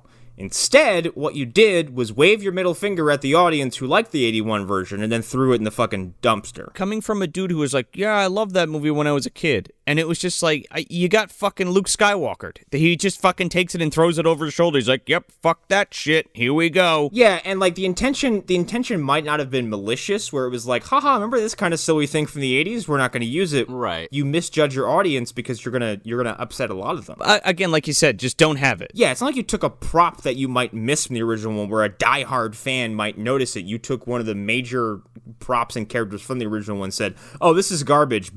You know what would have been cool? If he was like dismantled or like being put together somewhere else. You know what I mean? Just like a little, like, in the background kind of thing. Or, like, you have a shot of maybe Hephaestus or something, and he's on his desk or something, where he's in pieces and hasn't quite been built yet. Right, exactly. As much as that just gives me just straight fucking heartburn, you know, I can't sit here and complain too much, because it could have been something like the Lost in Space movie, where you just have the fucking bloop running around like a whack job. Oh, Jesus. Yeah, it could have been, because it's very brief, and it's just there, and it's, in the moment, you're like, okay, fuck you too. Yeah, pretty much. It doesn't really, like, I don't think it actually hurts or helps anything overall. It's just kind of there, and then it's done with, and then the movie just goes about its own business. Right, it's an eye roll that you don't necessarily need in this movie. Yeah, you can chop out of the film, and it wouldn't make a fucking difference. I know, but just the balls, like, oh, we got CGI, and you had stop motion, fuck you. Yeah, that's how it comes across. It's a gutsy and ill-thought-out idea that they didn't need to do. But, so they have this. We're back at this little camp thingamajig, and Mads Mikkelsen is like, "Hey, he gives him this sword fighting lesson. He's like, keep your balance. I'm gonna trip you. I know I didn't tell you I was gonna do that." And then Sam Worthington's like, and then fucking attacks him. And Sam Worthington, I was like, Perseus, you were a fisherman yesterday. Yeah. It's stupid. By the way, he has this problem throughout the entire film, but he doesn't know how to keep his armor on. Yeah, he just keeps taking it off. He's got his fisherman's outfit on now. Like, you don't have leather armor or fucking something? Also, now, granted, Mads Mikkelsen's character Draco in this movie is kind of a dick. However, at some points, I found myself agreeing with him, because his point is, you're the son of a god, you've got, like, an extra buff nobody here has. If I had your gifts, I'd be using the shit out of them right now. And the fact that you're not could get people killed. And he's like, I gotta do it as a man. Is that even in the original? Well, no, because he's just a man yes, he's the son of Zeus, but he doesn't have any extra sensory powers or like he doesn't know how to just fight just because. Does he have a lightsaber? That's what I want to know. I wish he did. Because he does in this movie. The whole thing is Thetis like just drops him in a strange land and Zeus is like, what the fuck? That's my son. Like, I love my son. I saved him before and you can't do that. That's not chance. Where did you even take him? Yeah, exactly, because it's not like there's like a whole rule system, right? So he gives him a helmet, a sword, a shield, and he fucking sends Bupo, and he has all those things to help him on his quest. And if he didn't have all those things to help him on his quest, he'd fucking die. It would be one thing if you're going into a human-based conflict where it's one nation against the other and you're employing the powers of a demigod to essentially topple their nation. That's one thing where you can go like, no, we shouldn't do this as demigods, we should do this as men. But like, you're going up against beings and powers and forces that are beyond human comprehension, who have powers that go well above and beyond your own existence, and you're not going to use these abilities? No. Well, he doesn't need them because fucking Mads is showing him how to fight, and literally a minute in, he's like disarming this fucking general. Yeah. Oh, dude, he starts whooping Mads Mikkelsen's ass in like 10 seconds. At the end of it, Mads Mikkelsen's like, Jesus Christ, man, I just want to tell you to use your godly powers when it comes up. Fuck you too. It cuts from this fight scene to Zeus just looking at this minifig of fucking Perseus going, just staring at it for like 10, 15 seconds. He just goes, Perseus. Cuts back to the fucking camp. Why was that in there? Well, here's the thing, right? So it's well established in the first one that like the whole reason Zeus does what he does, destroys Argus, is because he doesn't want Perseus to die. And he makes sure that Perseus has a great life and what have you. And he grants him that because of what? Because man was going to destroy him, right? So in this film, he's like, I have a son? I have a son? I have a son. And then he's like, okay, I guess I love him now because he's my son. What the fuck does he care at this point? You know what I mean? It's also weird when you're kind of into Greek mythology and you look at that and go, what would make Perseus more important to you than any of your other bastard demigod children? Right. But here's the thing with that, like, that's never actually said in the movie. You're just, like, you're inferring all that. This is literally a 15-second scene of him looking at this figure and nothing else. That's it. Yeah. Because we cut back to the camp and Perseus just fucks off, just starts walking into the, the woods, doesn't tell anybody. He walks fucking smack dab into a fucking herd of flying horses is what he does. Well, first he's got to find that magic item on the ground, the fucking lightsaber that's just glowing. Oh, Christ. Yeah, like, he gets a fucking Zelda-esque item discovery moment where it's like a sword, and he picks it up, and Mads Mikkelsen's like, it's a gift from the gods, pick it up. And he's like, fuck this, I don't need it, I can do it because I'm a man. But the sword only comes out for him, and he throws it to Mads, and it's just like a hilt. It's a lightsaber hilt. First of all, this thing's cool as shit, and he should use it. It's pretty neat. It's a hilt that turns into a big, like, silver gladius, and it's constantly beaming with light. Yes, it is cool, but again, where are the writers so I can kick them in the fucking nuts? What are we doing? It is very item discovery moment where it's like, you got, legendary weapon, level 35. I just want to take them into the room and be like, did someone tell you to write this, that he just walks into a field and just finds this fucking thing? It happens in the first one, but it's completely unwarranted here and unsolicited. And it's just like, okay, why is Zeus helping him? Because he just had a rekindled thought, like, oh, well, I guess he's my son. I guess is that the implication there when that short scene before this? To make you fucking give a shit or whatever. So, Hades goes to visit Calibos, and he's like, hello, Atreus, and he's like, Calibos! Call me Calibos! He's like, Tony Stark's my dad. It's a thing with me! And then he cuts off Hades' arm. No. So he goes in there, and, like, Calibos is, like, in a fucking cloak, and, like, they have this really bizarre exchange where, like, Hades is like, I'm not strong enough yet, so you're going to be my weapon. And then Hades walks up to Calibos, stands over him. Oh my god. And he's like, I'm gonna make you strong now. And he fucking burps in his face. He pukes fire down his throat.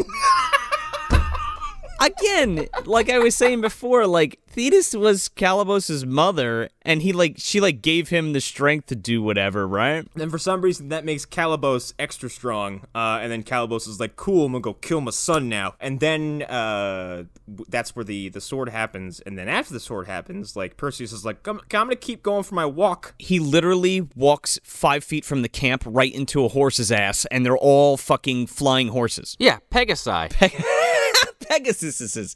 Oh, but not the white horse. It's a black horse. It is weird because Pegasus is like, hello, I'm here too now. Right, I guess what's the joke there? It's like, oh yeah, the stereotypical version is the white one, so here's the Black Beauty one coming in. Here's the Black Beauty one, yeah. And it's like, also, Pegasus is supposed to be like the last of his race, at least in the original. Right. And like that's what kind of makes it cool, and that's why they kind of like buddy up, because it's like, well, one of the bad guys of the movie fucking killed all of the other ones of his, species. So it kind of like, it's kind of cool that like Perseus and the flying horse like kind of team up almost, or like he tames him more or less. They find each other in a moment of, in a moment of duress, as opposed to Pegasus flying in because he's like, and now it's my turn. Yeah, and like there's a whole scene in the original where like he tames Pegasus and this whole thing, and it's like it's a big thing.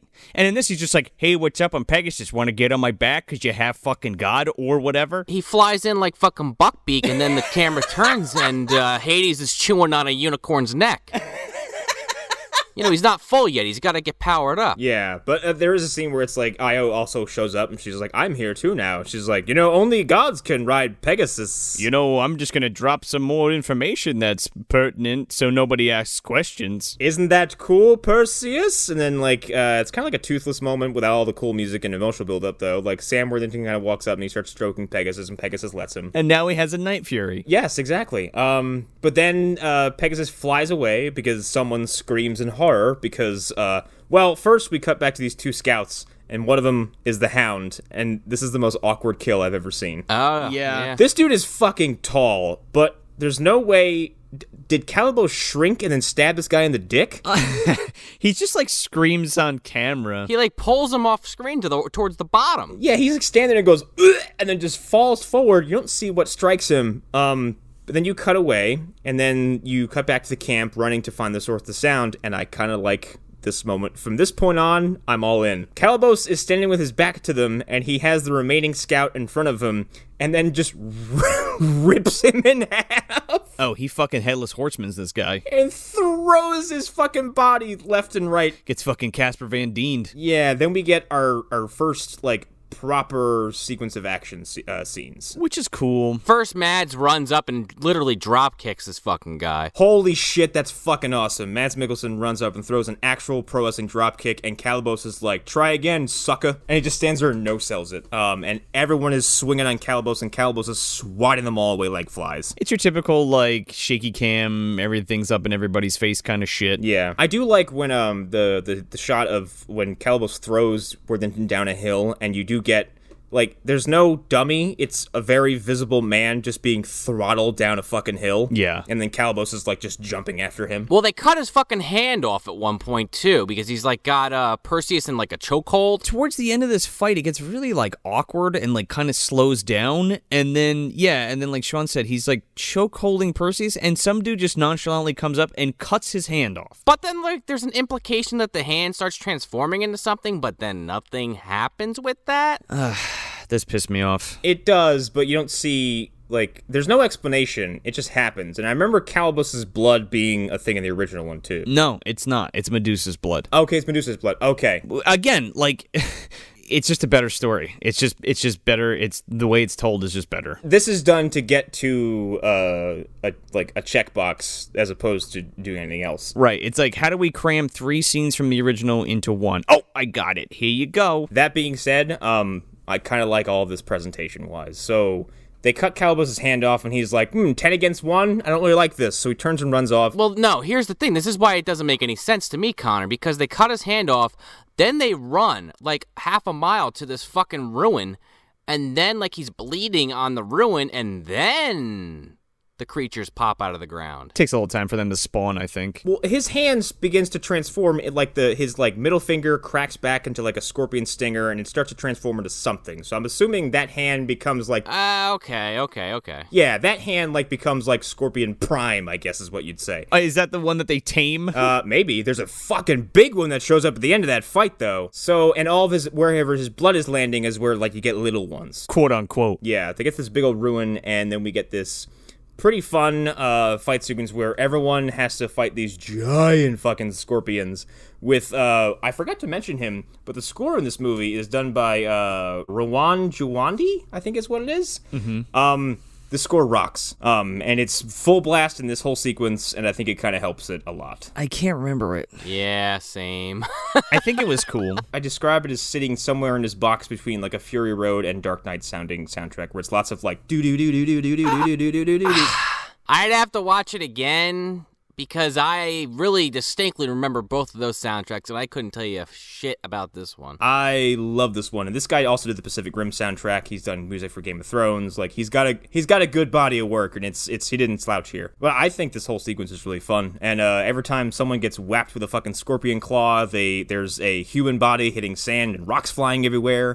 People are getting thrown into fucking pillars and knocked on their asses. Some dude gets stung to 2 musical cues. It goes dun dun, and then he gets thrown over the fucking scorpion's head like garbage.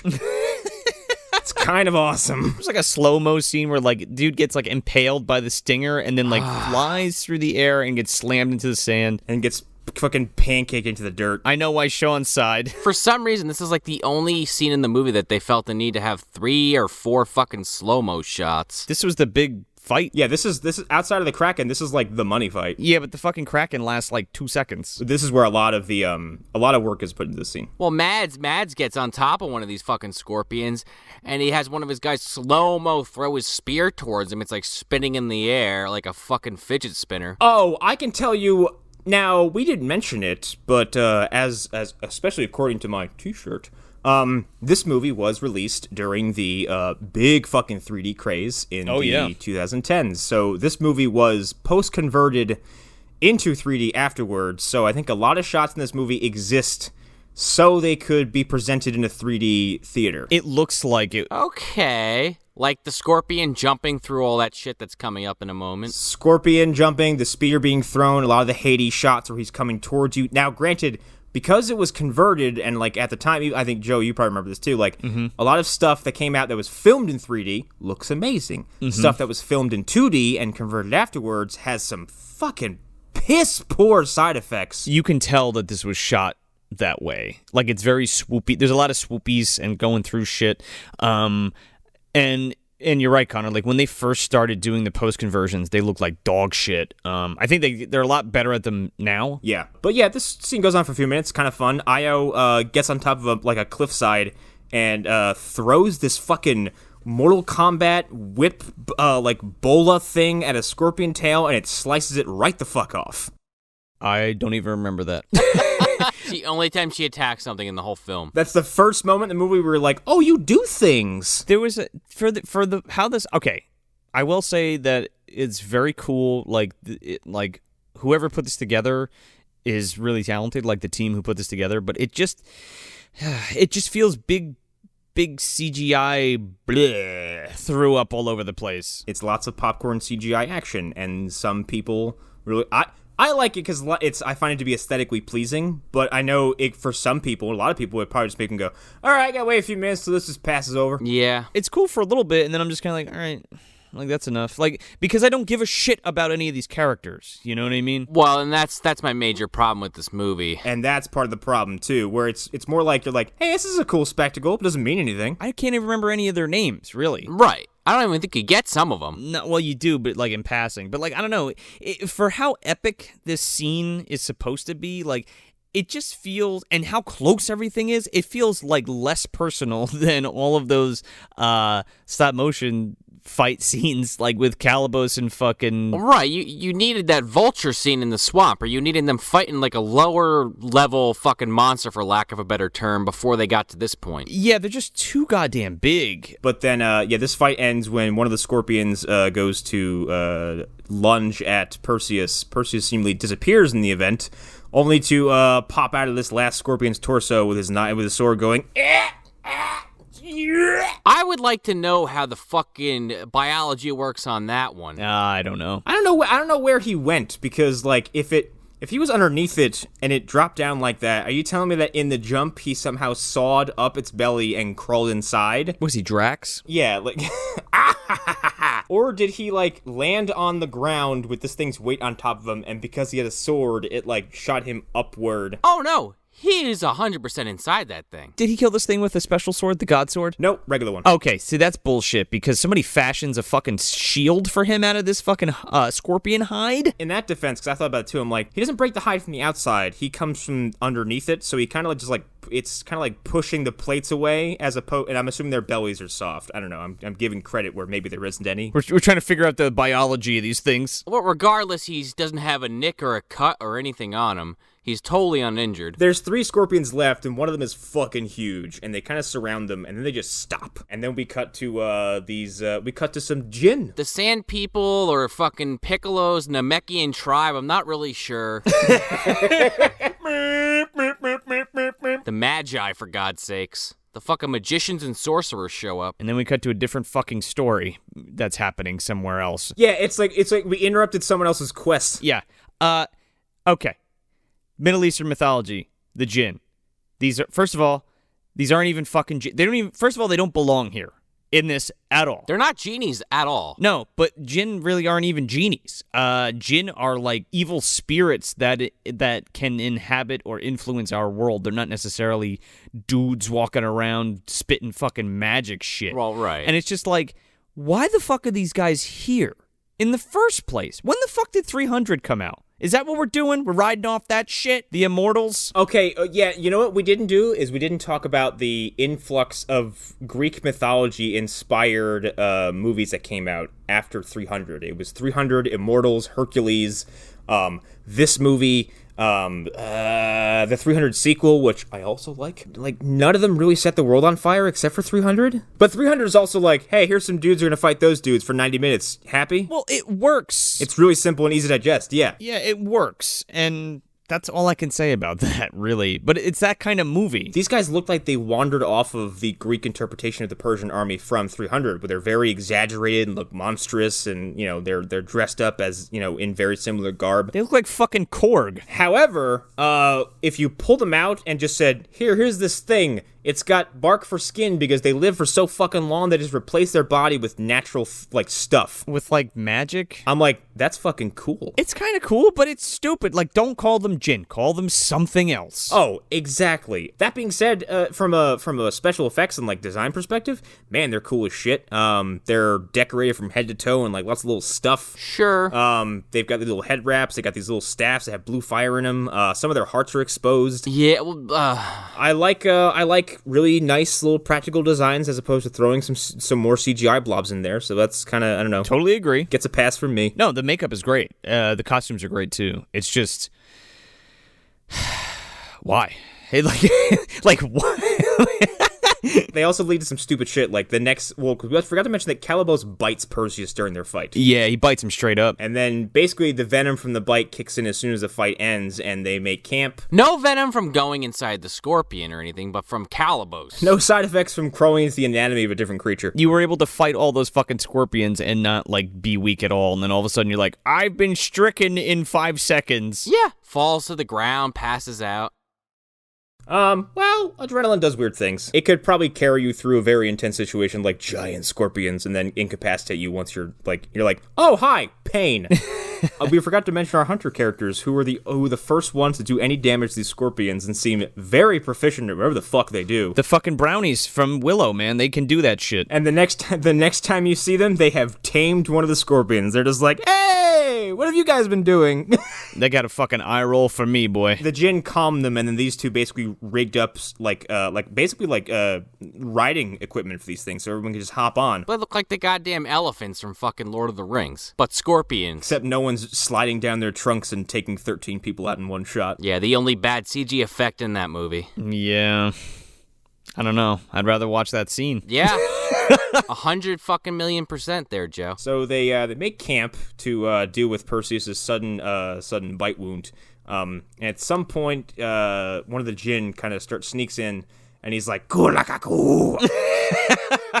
What is he, a fucking nematode? Yeah, Piccolo. He's close beam. He starts kind of casting this like weird blue fire over Perseus, and then we have what is unanimously a completely pointless action sequence because everybody just gets into a brawl. They're like evil spirit is trying to burn him alive or something. Yeah, and he's like, what's he saying? And he's like, oh, makalakahai ho. And he's like, oh, I guess he's like, oh, you know, they've waited for a savior to free them from the gods. And I'm like, not only is it not the same mythology, but it's not even the same set of religious beliefs. What the fuck are you talking about? These guys don't obey them. Is this Dune? Yeah, right? Where are the fucking sandworms? That's what I want to know. Yeah, but like the djinn don't adhere to the laws of the Greek gods. You'd almost be better off not identifying these things and just kind of seeing them as these weird, enigmatic travelers who are like, well, they want to help us and we're not going to turn them down. Sure. Just be lazy about it. Just be like Star Wars. Just call them sand people and call it a day. If they were just desert people, that's fine. But like you've lean on ambiguity and say like, oh yeah, we don't know what they are, but they want to help. So right, but you've labeled them and gave them personification. Like I know what the fuck that is. You know what I'm saying? So they make camp. Perseus gets healed. Mads gives him the fucking lightsaber back, and you get another speech. I can't become like them, Mads. I gotta stay human. Suddenly he's like Batman. He's like, I can't kill the Joker, I'll be the Joker. He was a good friend. Here you go. Finally, we get to the fates after this, I believe. Yeah. Now, okay. The witches are always my favorite part. They're my favorite part of the original, and they're my favorite part here, besides, like, the Medusa sequence. These witches are cool as shit. They look like the Pale Man. Like, all the designs look like some kind of Guillermo del Toro thing. They look very Pan's Labyrinth-y, because they've got these weird, like, creases. It almost looked like someone grabbed skin, pulled it over where their eyes should be, and kind of tacked it there, and then you have these weird kind of wrinkles and creases like where that skin now resides. It's creepy looking. It's like the Pale Man mixed with like the mouth of Sauron. Yeah, with like a little bit of ochre from Dark Crystal thrown in there too. Yeah, Augur, yeah. Yeah, and I also like the way like the performance is like immediately entertaining because they walk up, and first of all, like their abode is this huge black hand-shaped mountain. It's Weathertop. It's really cool. And the makeup is really cool on these chicks. Oh, yeah. And you get up there and you can't really see them, but then you hear like, ah! And like they just immediately start just rattling off. Well, you know, Perseus, he's got to activate them by throwing a torch in a fucking puddle first.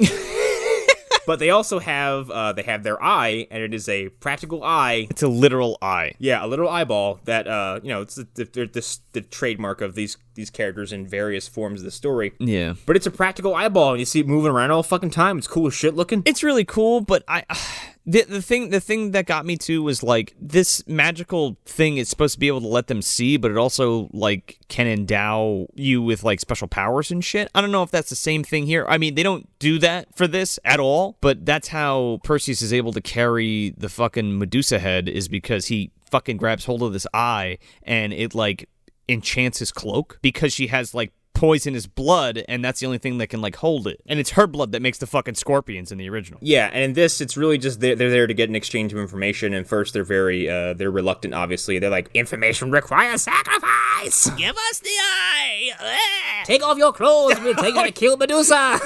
Granny Van Dam's she's on the side. Perseus is just like, GVD? Granny Van Dam is like the matriarch of the fucking Stygian witches. She's on the side, and they're like making demands, and then you just hear her on the side like, oi, take off your clothes. Yes. You want to know how to kill Medusa? Strip down. Granny Van Dam is like the old lady in the It 2 trailer, just walking around naked, going after Beverly. Well, she's far away from the confines of society. She can just like dance around naked in those fucking big old rocky fingers. Oh, she's nude up there for for sure. On fucking Death Mountain or wherever they are. Her wheelchair resides on the very tippy top of the middle finger of that fucking mountain. You know, the Stygian witches, they keep telling her to get the fuck out of there. She's screwing up their coven, for God's sakes. She's like bothering them. We don't know why you're here. Leave. I'm waiting for Sam. He's coming. I feel free here. I'll stay as long as I want. I pay the fucking bill. John said I could be here.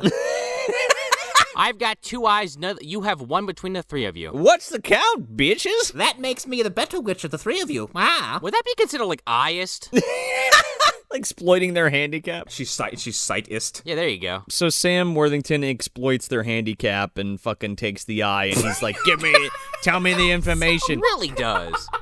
He takes GVG's fucking wheelchair and then the eye. Also, this is like the best piece of acting he does in the movie because it's not him giving a stupid macho speech or talking about his dad's. Like, he's just being finally just fucking direct and doing something that actually has merit. Oh, don't worry. Those are coming. I know. That's why I'm prefacing this, because we get father talk and speechifying in one moment. But yeah, he dangles the eye over a cliffside, and he's like, tell me how to kill the fucking Medusa, or I'm going to destroy your eyeball. And they're like, wait! Oh, I'm sorry, tell us how to kill the Kraken. And they're like, wait, Medusa! I love that they retain the line from the original because it's one of my favorites, where she's like, Titan against Titan! And I don't know, I just fucking love that. Freddy versus Jason. Place your bets. We have to film it for the trailer. Ronnie, you. I love that man. Me too. So then Sam Worthington throws his eye back, and like, this whole thing could have stopped right then and there, but for some reason, the Stygian witches are like, wait, one more thing. You're going to die. Yes. And Captain Ryan's like, don't listen to them. And they're like, no, yes, you will die. I promise. it seems like a fucking empty threat, because you're like, okay, how? And they're like, I'll never tell. like is this big fish? Like, it's just like you're gonna die, but it's gonna be when you're 100. Spoilers for that movie, sorry. They don't say how you're gonna die. It will be from, this person's hand on this day. So they don't give you any signs to look for. They don't give you anything that would fill you with dread. The idea is for them to entice you to stay, and then eventually they overtake you and eat you. But, like, this should have been what happened first. You're going to die. Don't take my eye. I'm sorry.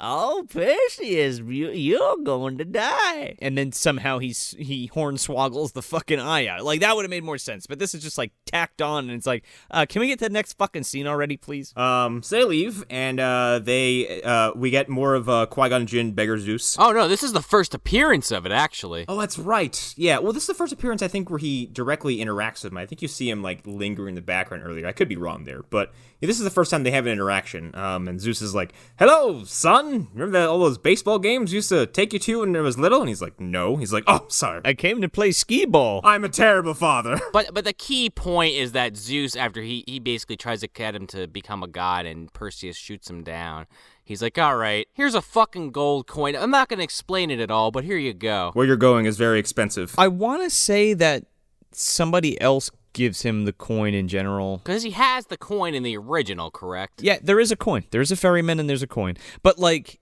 it's way different and just, like, I don't know. There's a lot of weird casualness that is given to stuff that should be scary. Should be scary, and people like us who are really into this stuff who are like, hey, cool, Charon, River of Styx, the bride for the ferryman. Like, why isn't this grander than it is? Well, they really shit the bed on this sequence. That's the thing, though. It's so extravagant, but doesn't land at all. Right, because they find out from the witches that they got to go to the underworld to get to Medusa. Well, they got to get to the island of the dead. Yeah, there's a speech in between where Perseus gets a shield that's crafted from the scorpion's hide. The hunters leave because they're like, yeah, we can't fight in the underworld. Proving them to be the smartest characters in the movie because they're like, yeah, we know our limits. Fuck you. Yeah, we're going to go home now because we basically killed the giant scorpion and we can retire happy as hunters. We're not going to go try to fight a fucking Gorgon. Bye. And all the Jinn leave except for, like, the one that helped Perseus. He's, like, kind of hanging out. Except for fucking Sai. They get to the River Styx, and I will say, they throw the Jinn throws the coin in the water, and Charon rolls up, and it's cool as shit looking. I hated this. Really? I fucking hated this. This is the thing in the movie I hated the most, I'm gonna say. I don't know why Groot is the captain of this fucking boat. Well, Charon is the boat, essentially. Like, he's woven into the actual wood. It's kind of cool. I just prefer... I don't want to take the words out of your mouth, Joe, but maybe I'm just old-fashioned. I just like the fucking boat with the creepy-looking ferryman That's all you need. There's enough weird shit going on. You're already on the River Styx. You don't need this boat amalgamation of a thing that doesn't talk and just points like the ghost of Christmas that hasn't yet to come. I don't know. I just would have preferred like a Mortal Kombat Shang Tsung boat. And then, like, just a cloaked figure. Yeah, that's all you need. I don't know. I kind of like the work that went into his design because again, it's practical stuff where I'm like, ooh. It is practical and it is neat, but he's just kind of like, brr, brr, brr. Like he's just like. But he shows up and he goes. Ugh. He just takes the coin. He's like, I am Groot. And then they fucking go. Also, I feel like this boat had to be 2 stories just so they could get this fucking shitty scene in. Okay, this is the one. This is one of the few of the scenes in the movie where I'm like, oh, you don't like this movie? Oh, for this reason? Oh, fuck this whole sequence. This is dumb. This is what I was talking about before. So Io is Batman. I guess she's a ninja or something because she like lures fucking Perseus below deck. She's Liam Neeson. She is literally. She's Ra's al Ghul. You never did learn to mind your surroundings, Perseus. She's like, look, I'm Medusa. I'm gonna trip you. See, you're dead. Look, oh, I slapped you from around the corner. You're Medusa. You're dead. You're never gonna fight Medusa the right way if you don't do it this way. And like in the original, it's just like, yeah, don't look at her because she'll turn you into fucking stone. Okay. Bye. Well, here's my question. Why, if you're going to do this lesson, why you don't have the rest of the guys down there, like, paying attention to this? I don't know. Because you want to flirt with them at the same time? All this sequence is to promote romantic tension between 2 people who have barely interacted for the past hour. Because flirting is fun. And then, like, he takes her down, and then he's, like, basically straddling her, and then fucking Davos Seaworthy walks in. He's like, hey, we're going to fight the Medusa. Oops, sorry to walk in on you, boys. He gets a fucking boner, and she's like, oh, calm your storm, or whatever. Oh, yeah, calm your storm. And he's like, my fucking dick's hard. Let's do this. And yeah, then fucking Captain Ryan rolls in. He's like, Medusa, let's go. We haven't mentioned it, but like all the quips in this movie get passed to that dude. Like every situation, he's like, well, isn't this a fucking storm we're in? Basically. I mean, you know, it's Liam Cunningham with fucking dreadlocks. I mean, of course that's the guy you're going to give all the bad lines to. And he's fucking awesome in real, like, he's fun to watch regardless because he's just constantly walking in, smiling, going like, well, this sucks. Like snakes. Why did it have to be snakes? Bye. So then this fucking dumbass sequence happens and they get to Medusa's lair. I just want to, real quick, Mads Mikkelsen's like, my daughter was dragged here. And I'm like, she was dragged to the island? What are you talking about? I guess to the River Styx? Does that imply she was brought there by a demon or she just died? I don't know. They never really... It's so brief and it's just such a throwaway bullshit thing. Honestly, they could have left his entire arc as what he initially says, because we didn't say it in the Scorpion thing, but like when they're riding the Scorpions, they're exchanging jokes and kind of just trying to be casual, and Draco's not smiling, and when they ask, he's like, I'll smile the day I get to spit in the face of the gods. Yeah, and I'm like, I think you already did, dude. Yeah, well, I mean, like, you know, I guess it comes up in a few minutes. Like, literally? Yeah, I think that's what he means. Maybe in a much more grand way or metaphorical way or meaningful way, but like, if you left that as like, I hate the gods so much that I will not be a happy man until I either go out my last breath as, in sheer defiance of them or get to actually spit on one of their noses. I think that's fine. It's kind of cool. If his character's just there to be a badass, then just let him do a badass thing for the whole movie and then just send him on his way. Exactly. We also get this, during that lore dump of where she's basically trying to train him, for lack of a better term. About Medusa, and, if you don't know, if she looks at you, you turn to stone, and, Athena fucking put a curse on her and made her the ugliest woman, and turned her into a snake creature, and, well, woman can't go into her lair because it was part of the curse that Athena put on her, so I can't go in. Which is funny, because they motion captured Medusa for this, and a Russian supermodel is who they got for this. Why? I don't know. Why? It kind of... Why? I don't know. Because Why? It's an interesting choice, because you do see her emote. She's not just this blank fucking slate of just like, I'm here to just kind of move around. Yeah, I guess. But it's almost entirely in CG. It's all CG. So they land on her, basically on the island that her lair is. And then Perseus gives a bad speech. Oh, God. Perseus, you were a fisherman 4 days ago. Yeah, he's like, you're the best blokes a bloke could ask for, and you Sheila, you're lovely. Let's kick a god's ass, and don't look this bitch in the eye. Let's do it. Yeah, okay. That's what you got? You're supposed to be Perseus. And then all of them are like, hey, cool, like, we made it this far, might as well go die in this cave. Does nobody know that Medusa uses a fucking bow and arrow? Because it doesn't come... I mean, I know that. Yeah. But the people in this movie, they're just... Like, yeah, the petrification probably should be your number one priority, but also... She's pretty good with a bow. She's a fucking Deadeye, dude. She has the bow in the original, too. I think my biggest problem with this is, like, it's such an iconic scene from the... Like, that's the thing everybody remembers, right? From the original is Medusa. Right. And there's a reason for that. Because it's fucking shot really well, and it's creepy. Like, this scene is cool. Like, cool, she's all over she's like, squiggling around all over the place and fucking jumping off walls and shit, and that's cool. They take full advantage of the fact that this character is a snake, so with the animation, they have her slinking around pillars and kind of squeezing herself into, hard-to-get crevices. There's thought behind it. It's cool, but, like, there's zero tension, zero creep factor. Like, in the original, it's very shadowy and dark, and it's quiet. There's no music in that scene. And all of a sudden, an arrow comes flying out of nowhere and fucking shoots a guy, and he falls into, like, a fucking pit of boiling acid. Also, this set is very different than the one from the original movie, because it's basically like, Connor, you're making Dark Souls references, but it's basically like that area in the first Dark Souls where you fight the witch Izalith. It has all these fucking levels of, like, concrete and brick, and it's all shifted all over the place. It is 1,000% the fucking demon ruins from Dark Souls. It's basically an active volcano. It's very open and bright inside. Yeah. And I think that's my problem with it. There's nowhere for her to really hide, except not in the frame. You know what I mean? It's a cool location to use for just, like, I don't know, something else. Sure. And I was going to say before that one of the things I appreciate about this film is that at almost every turn, I was like, you guys are on a fucking cliffside. You're in the desert. Like, I don't have to worry about looking at a piece of scenery and going, wow, none of that's fucking real. Like, they did commit to a very natural aesthetic, and I like it. Mm-hmm. So, like, when they walk up to, like, the front of this, it's just, like, it's this kind of arched gateway that's pressed into a mountainside. It looks cool as shit. But, yeah, in the interior, it's like, yeah, it's just lava and bridges. Yeah, going back to what Joe was saying, though, about Medusa being a Deadeye, I don't have a problem with that. Like, I'm into that. I guess my big hang-up is that in this movie, because she emotes so much... Like, I don't know, maybe I'm just too much of a fucking mark for this kind of crap, but, like, you got the snake hair.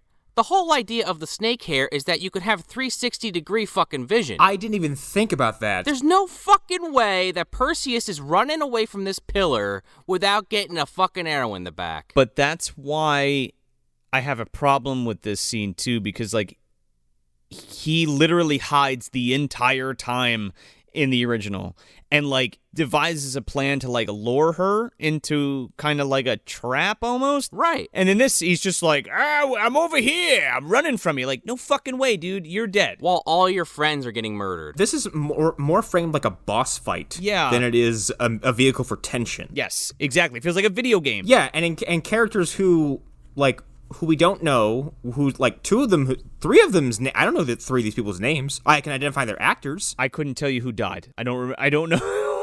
Medusa's supposed to be this hideous creature, right? She's beautiful. She's beautiful. She's fucking beautiful. And it's like... She's stunning. She's not supposed to be pretty. Like, she's supposed to be this ugly fucking monstrosity. That's the whole point. From the chin to her forehead, she's a Russian supermodel. Yeah. And, like, even her body is, like, from the waist up, you're like... I don't know. Can't complain. The whole point of that myth was like, oh, well, Medusa's mom or whatever, I don't know if it was her mother. I don't know if I'm getting this correct, but somebody said she was, like, the most beautiful what have you, and she was, like, one of three sisters who all got turned into these fucking... Yeah, the Gorgon sisters. Yeah, like, that was the whole thing. Like, they got turned into these fucking monsters because they were so vain and beautiful. Right. By Athena for some kind of punishment, I guess. Right. So when you make the snake lady hot, that's not okay. Like, it's just like, it defeats the whole purpose of it, in my opinion. No, I'm with you on that. But, she's going around picking them off. She gets mad with the fucking bow and arrow. She knocks that guy into the lava. Then Nick Holt is, like, shitting his pants the entire time. Yeah, he just becomes unglued. Roromir, whoever the fuck this is supposed to be, is like, hey, don't look at the eyes, remember? And he turns around and turns to stone immediately. He keeps telling him, keep your eyes down. I identify him as a man with the tight lips. Yeah. Because he kind of has this weird kind of beak-like face. But, yeah, he turns around after telling this Nicholas Holt character, he's like, keep your eyes down, turns around, bam, Medusa. gets turned to stone. I do like the laugh. She's like laughing off screen. Yes. I'm with that. Now imagine that in the dark. Imagine like a dark setting. Terrifying. Yeah, now it's creepy. Yeah, and then Nicholas Hoult kind of becomes unglued, and then he starts like closing his eyes and just swiping. But then she kind of presses on him and pushes him off one of these bridges and turns him to stone at the same time. So then he hits the floor and just bursts into a million pieces. Explodes. Sam Worthington and the fucking djinn are like running away from Medusa, and Medusa ends up catching the djinn in like her tail. And like when she does her look of stone, like to turn you into stone, like her gaze, her face turns into a monster for whatever reason, and her eyes glow. But the djinn doesn't turn to stone, and she's like, "What the fuck?" He just fucking laughs at her. He's like, ha ha ha ha ha ha. Motherfucker. And then he blows up like the fucking Predator. It literally is. I'm like, that's cool as shit, but okay. Meanwhile, while Sam Worthington is collecting his bearings, fucking Mads does a running jump with 2 daggers in his hands and grasps a fucking stalactite and fucking drops it on this bitch.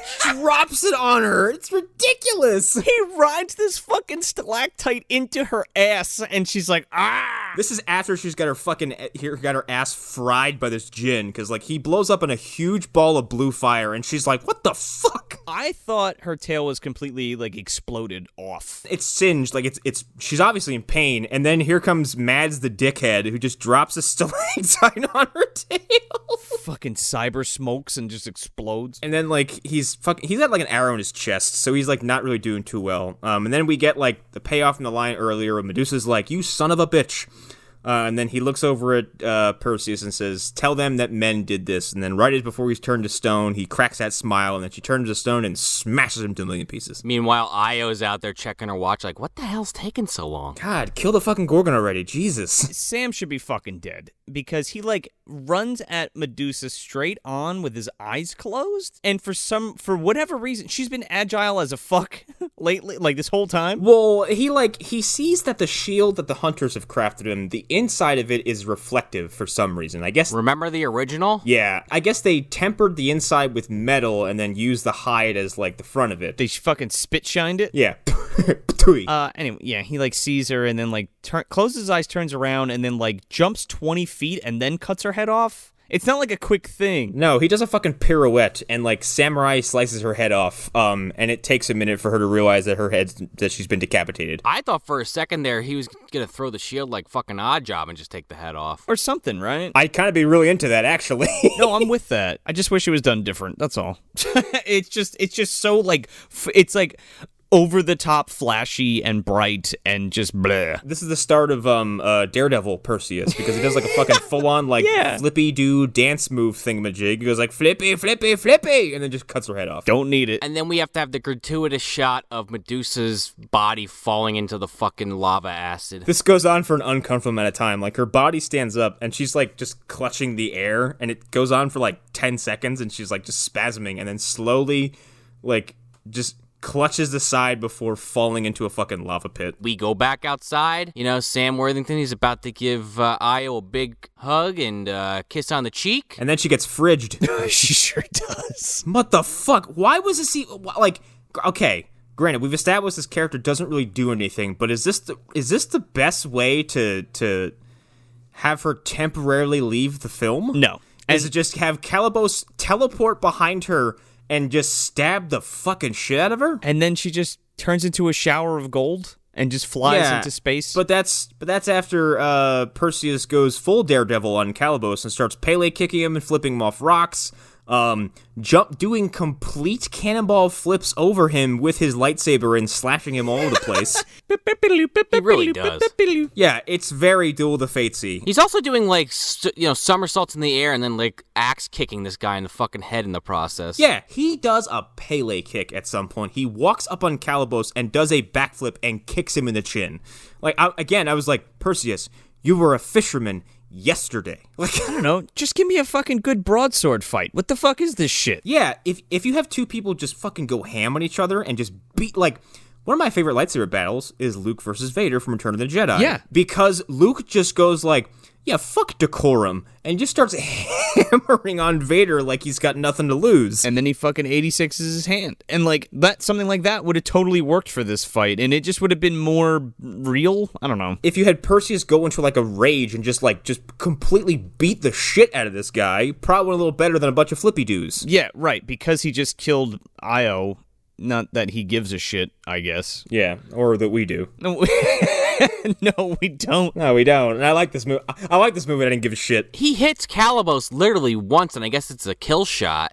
And in the process of that, I guess that's all it really took was to kill the guy, but Calibos just transforms back into his original self. Well, he stabs him, and then, like, the fire and, like, cinder that Hades puked into him seeps out, and he turns back into a human. But I'm like, but that's not what turned him into Calibos. No. Zeus's lightning did. So if stabbing him with an artifact imbued with Zeus's lightning should just do more damage. It's kind of like the end of Mario Brothers. Like, why the fuck does Lance Hendrickson come back after Koopa gets taken out? Like, he was de-evolutionized. It doesn't make any sense, just like this part. I mean, I'll give this a little bit more credit because magic or whatever and god powers. Sure. But, like, it's dumb. I don't need it. Just stab him and kick him off the fucking cliff. Like, fuck you, Calibos. Cut his fucking head off. That's what I want to see. He's not redeemable in this movie. He's a piece of shit who's just there to be mean, so just fucking get rid of him. Cut his head off, kick him off the cliff. He's not even a good bad guy. He's like a minor. No. He's like a minor bad guy in this. Yeah, he's a sub-boss. Yeah, right. Yeah, he's a minion counter. And then he runs back to Io, and she's like, "You're the hero!" And then she dies. She turns into spice and disappears. Yeah, she turns into fucking clothes. She kind of gets Thanos a little bit, but a little more stylistic. She goes Jedi or Mystic, however you want to do that. And then she goes,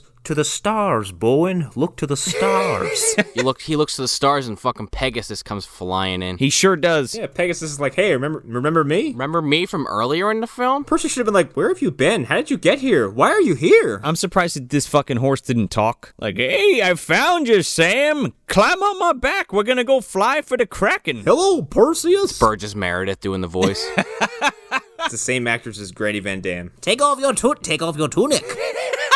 So he slips Medusa's head just into like a leather satchel and then fucking climbs aboard Black Beauty and they fucking take off. So then you get the shot from the fucking trailer where Hades finally walks up to the Zeus and he's like, "Is it time to kill Harry Potter?" And then Zeus tells the other gods to leave us, and then he turns towards the camera and goes, "The trailer shot, right? This is the trailer shot? Okay, yeah, good." Release the Kraken. This Kraken, they couldn't make up their fucking minds what, like, version of the Kraken they wanted to go with. It's got legs, it's got tentacles, it's got biceps, it's got fangs, and it's got a shell. It's like a giant turtle. It looks more like, it's kind of reminds me of the crab thingamajigs from Dark Crystal. A Gartham? Yes, it reminds me of the Incredible Hulk. It's got tentacles that you don't really ever see where they are attached because the tentacles come out long before the creature does. I will say, though, they demonstrate this thing's size very adequately. This thing is stupidly big. It's like almost ridiculously large. Like I said, it's overindulgent because I'm like, that's more than enough to destroy this city, the next city. Like, yeah. Well, I think that's the idea. There's nothing that could stop this thing. As far as Hades' concerned, that's what he wants to happen. Yeah, he wants this thing to go fucking run roughshod in the countries of mortal men. As this happens, though, we have the culmination of this side plot with this beggar. Yeah, Andromeda and the anti-vaxxer. Yeah, throughout the film, it kind of cuts back and forth to this guy occasionally, and he's kind of rallying people up in the name of Hades. Even at one point, he sticks his fucking arm in a fire as like a tribute to Hades. To show him that he's serious. Like, look, we gotta give ourselves to the gods. He's like, look, fire gives your children autism. Ah!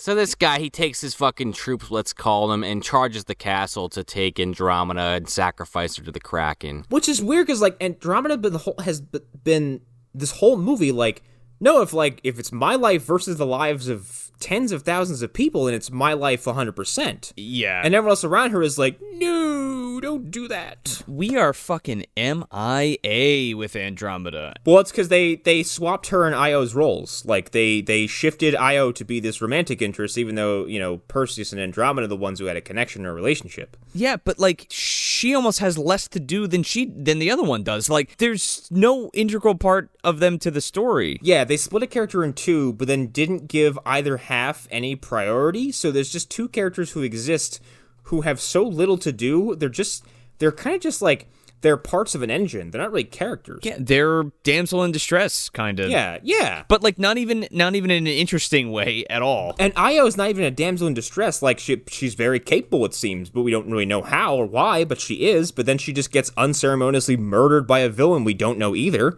and then just disappears. And then we get, like, oh, we killed the woman? Well, we have another one. Yep, it's cool. Remember Andromeda from the beginning of the movie? Here she is again. Right. And she gets King Kong fucking tied up, so that the Kraken can grab her. Oh, she does. She's fucking Fey-raying all over the place. This whole scene, on paper, I kind of like how this is set up, where, like, Perseus is flying in on Pegasus, and because this Kraken is so fucking big, the Furies show up. Hades shows up with his Furies, and they take the satchel from him with Medusa's head. So then he basically has no, hold on. Because first, as this is going on, the Kraken just, even though they have Andromeda there as the sacrifice, the Kraken just starts fucking destroying the town. Well, his tentacles come out, yeah. Yeah, and it cuts back to Zeus and Hades, and it looks like a fucking library with books falling off it, but all the glass is, like, shattering in Olympia, and Zeus is like, what have you done? Oh, yeah, all the fucking little clay statues are falling out of their cubbies. Yeah, oh, right, yeah. That's one of the cool things in Olympus I thought that should have gotten more attention was that, like, he has a clay figure for every person on Earth, it seems. So as this is happening, you have all these figures who are all falling and disappearing in front of Zeus, so he, like, suddenly the gravity of what he's allowed to happen is hitting him. He's like, oh shit, I just, like, stood here and let you murder, like, thousands of people. And now he's becoming weaker because there's people that can't pray to him now? Is that what's happening? Yeah. It's fucking stupid. Yes, he's losing his civilization game. He's not feeding the masses. He's at war with a fucking another country. It's probably Gandhi, and he's got nukes. In this case, it's Hades in Gandhi's role. And Hades, who's now, like, seemingly at full strength because people are scared, which is lame. Sure, so it's Santa Claus and Krampus? Yeah, probably. This fucking Kraken comes out, and I'm thinking, like, okay, Hades is going to fight Zeus, right? That's their battle to deal with. And Perseus is going to take care of the Kraken. This fucking thing is so large, and he's, like, flying through its tentacles and shit, which Connor said before, like, it's pretty cool to just see the sheer size of this thing. That's kind of neat, but it's just, again, it's just superfluous in the fucking end game. But, like, as he's going to fight this fucking Kraken, fucking Hades shows up and turns into the Furies. And it's like, I don't need two fucking bad guys. Like, you know what I mean? It's just too much. You put a boss fight in your boss fight. Like, how much you gotta stack the deck against this guy? Exactly. And it's like, it's just, in the time that he fucking deals with Hades, the Kraken has already eaten Andromeda and killed the whole fucking city. You know what I mean? Right. And, like, just to go back a minute, Connor, you're saying earlier in this episode, like, oh, this is a lousy location for a town because, Poseidon gets pissed, they could just take him out. There's your actual end result to this fucking situation is he doesn't trust Hades because Hades is unreliable. He just goes to Poseidon and say, hey, if they don't do this in 10 days, just flood the fucking town. Just flood the fucking city. That too, right? I mean, I guess you got no movie then, but Yeah. it's a more logical approach. Apparently, Poseidon is the keeper of the Kraken, not Hades. Okay, yeah, that's what I was going to make a reference to before I forgot about it until now. Like, Hades calling the Kraken is like me calling my neighbor's dachshund to deal with a break-in at my house. Like, has nothing to do with him. What do you mean Hades is calling the Kraken? What, is Poseidon sitting there with his arms out? Like, what the fuck? What do you mean you're going to call the Kraken? He's mine. Poseidon's got his feet up and he's eating a hamburger. He's on vacation. Have you been to Burger King, Zeus? I know it hasn't been invented yet, but it's fantastic. They've got tacos now, Zeus. They've got tacos. Let's do it. But yeah, so Hades / Kraken are destroying Argos. There's barely a city after this fucking attack. Yeah, at some point, Perseus thinks it's a good idea to slow down and just start walking Pegasus through the town, because this isn't an emergency of any kind. Oh, he rides him like the Lone Ranger through that fucking thing. Well, yeah, because one of the Furies nabs the satchel with Medusa's head, so he has to chase this, Right. One individual demon around the city, which leads him, through the air and back onto the ground. And then at some point, One of the like the locals like hands him like a little blade so he can like cut the rope on like a curtain or like an awning. Yeah. The fucking Fury flies right into it. What is this, Aladdin? Or Rush Hour or any other film. Perseus rides by, kills this thing, and the fucking peasants start beating it with sticks. Yeah, what the fuck?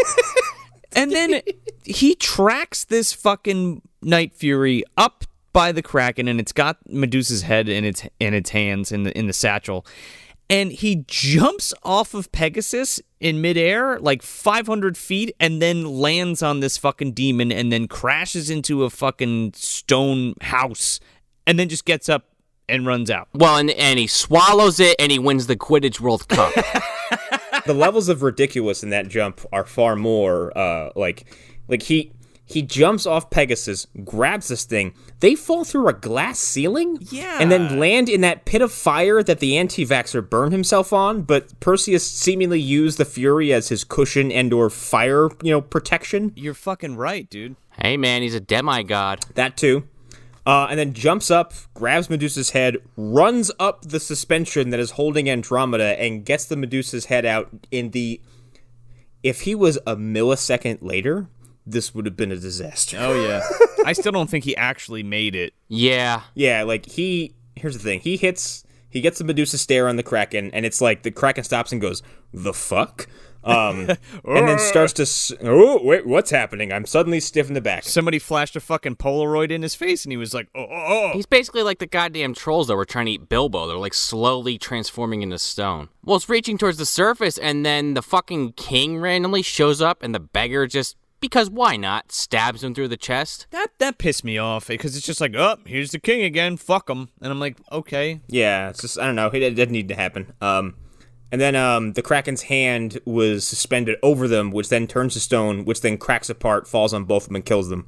And then I'm thinking, like, so wait, if the Kraken's body is falling apart from its size and because it's turned to stone, it was basically lurching over the city. That city's fucking gone. Oh, yeah, a lot of it is. And even if falling into the water and then creating a wave that'll fucking crash up on it. Yeah. Speaking of which, he hits the Kraken with the Medusa stare, turns to stone. As it's breaking apart, it hits a suspension that Andromeda is on, and she plummets into the water with a bunch of stone debris. And there's a few minutes before we can confirm her survival, but I got bad news for everybody. I don't care what movie this is, what universe, that woman is dead. Yes. Oh, she is fucking DED dead. She is so dead. She dropped like fucking 400 feet into the water with a ton of rocks and shit, chained up, and then a fucking giant stone creature breaking apart on top. Like, there's no fucking way. Is she a demigod too, and no one told us? No, she has the power of cosmic luck.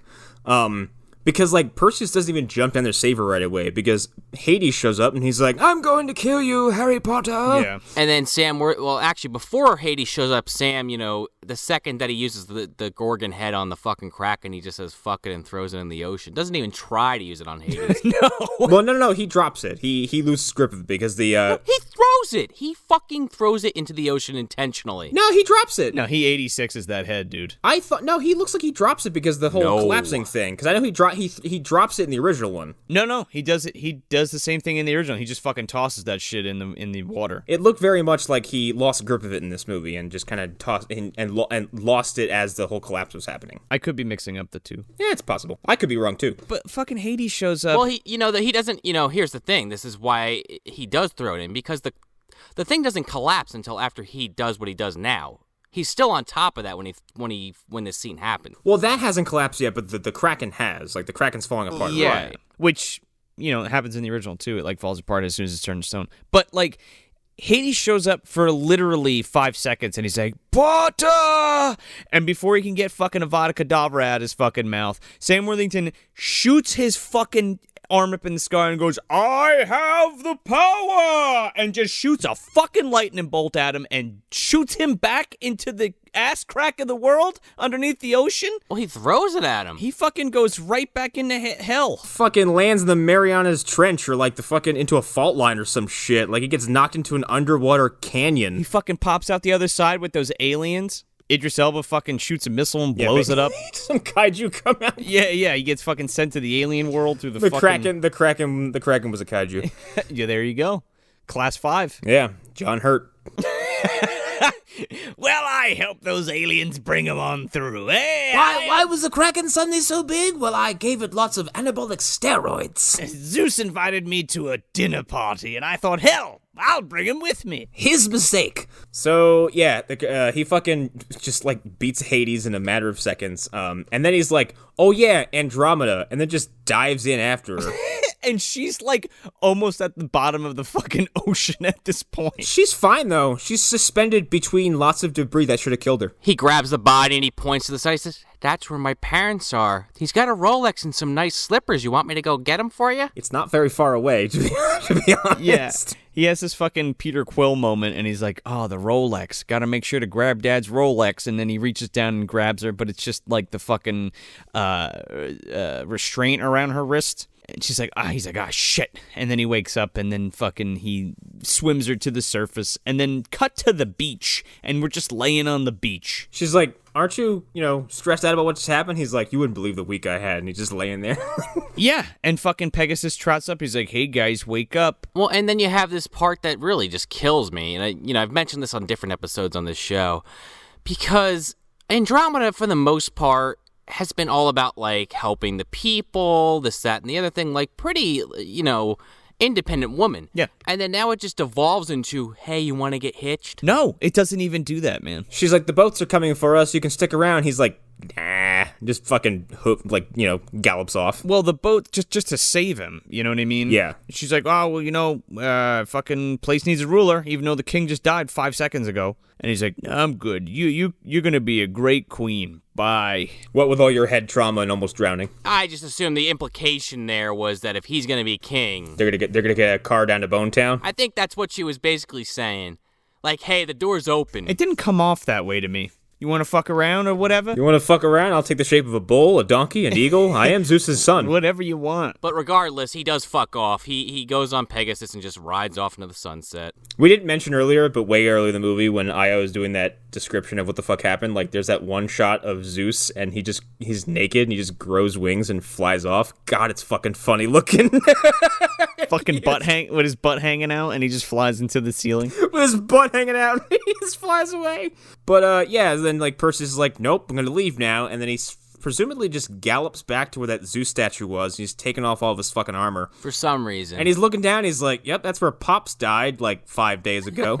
Back to being a fisherman. Also, my mom and my sister, whose corpses are probably still very fresh, but very waterlogged, like 200 yards away. Oh, they're there. They're right there. He can, like, see them. The water's so clear. And then Zeus is like, hey, son, good job. I gave you stuff because I didn't want to lose the son. Remember that shit you had? The sword?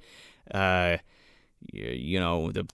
Pegasus? I did that for you. Perseus is like, yeah, I know. Where else would they come from? And then he does what any other father would do that has magic powers. He says, you know what? I'll leave. You can't rule the world alone, Perseus. Let me help you out. So naturally, he brings back his father and his sister and his mother and Liam Cunningham and Mads and, Beast. He brings them all back. No, he just brings back fucking Io. No, here's this woman you've known for 30 minutes. Sorry, Dad.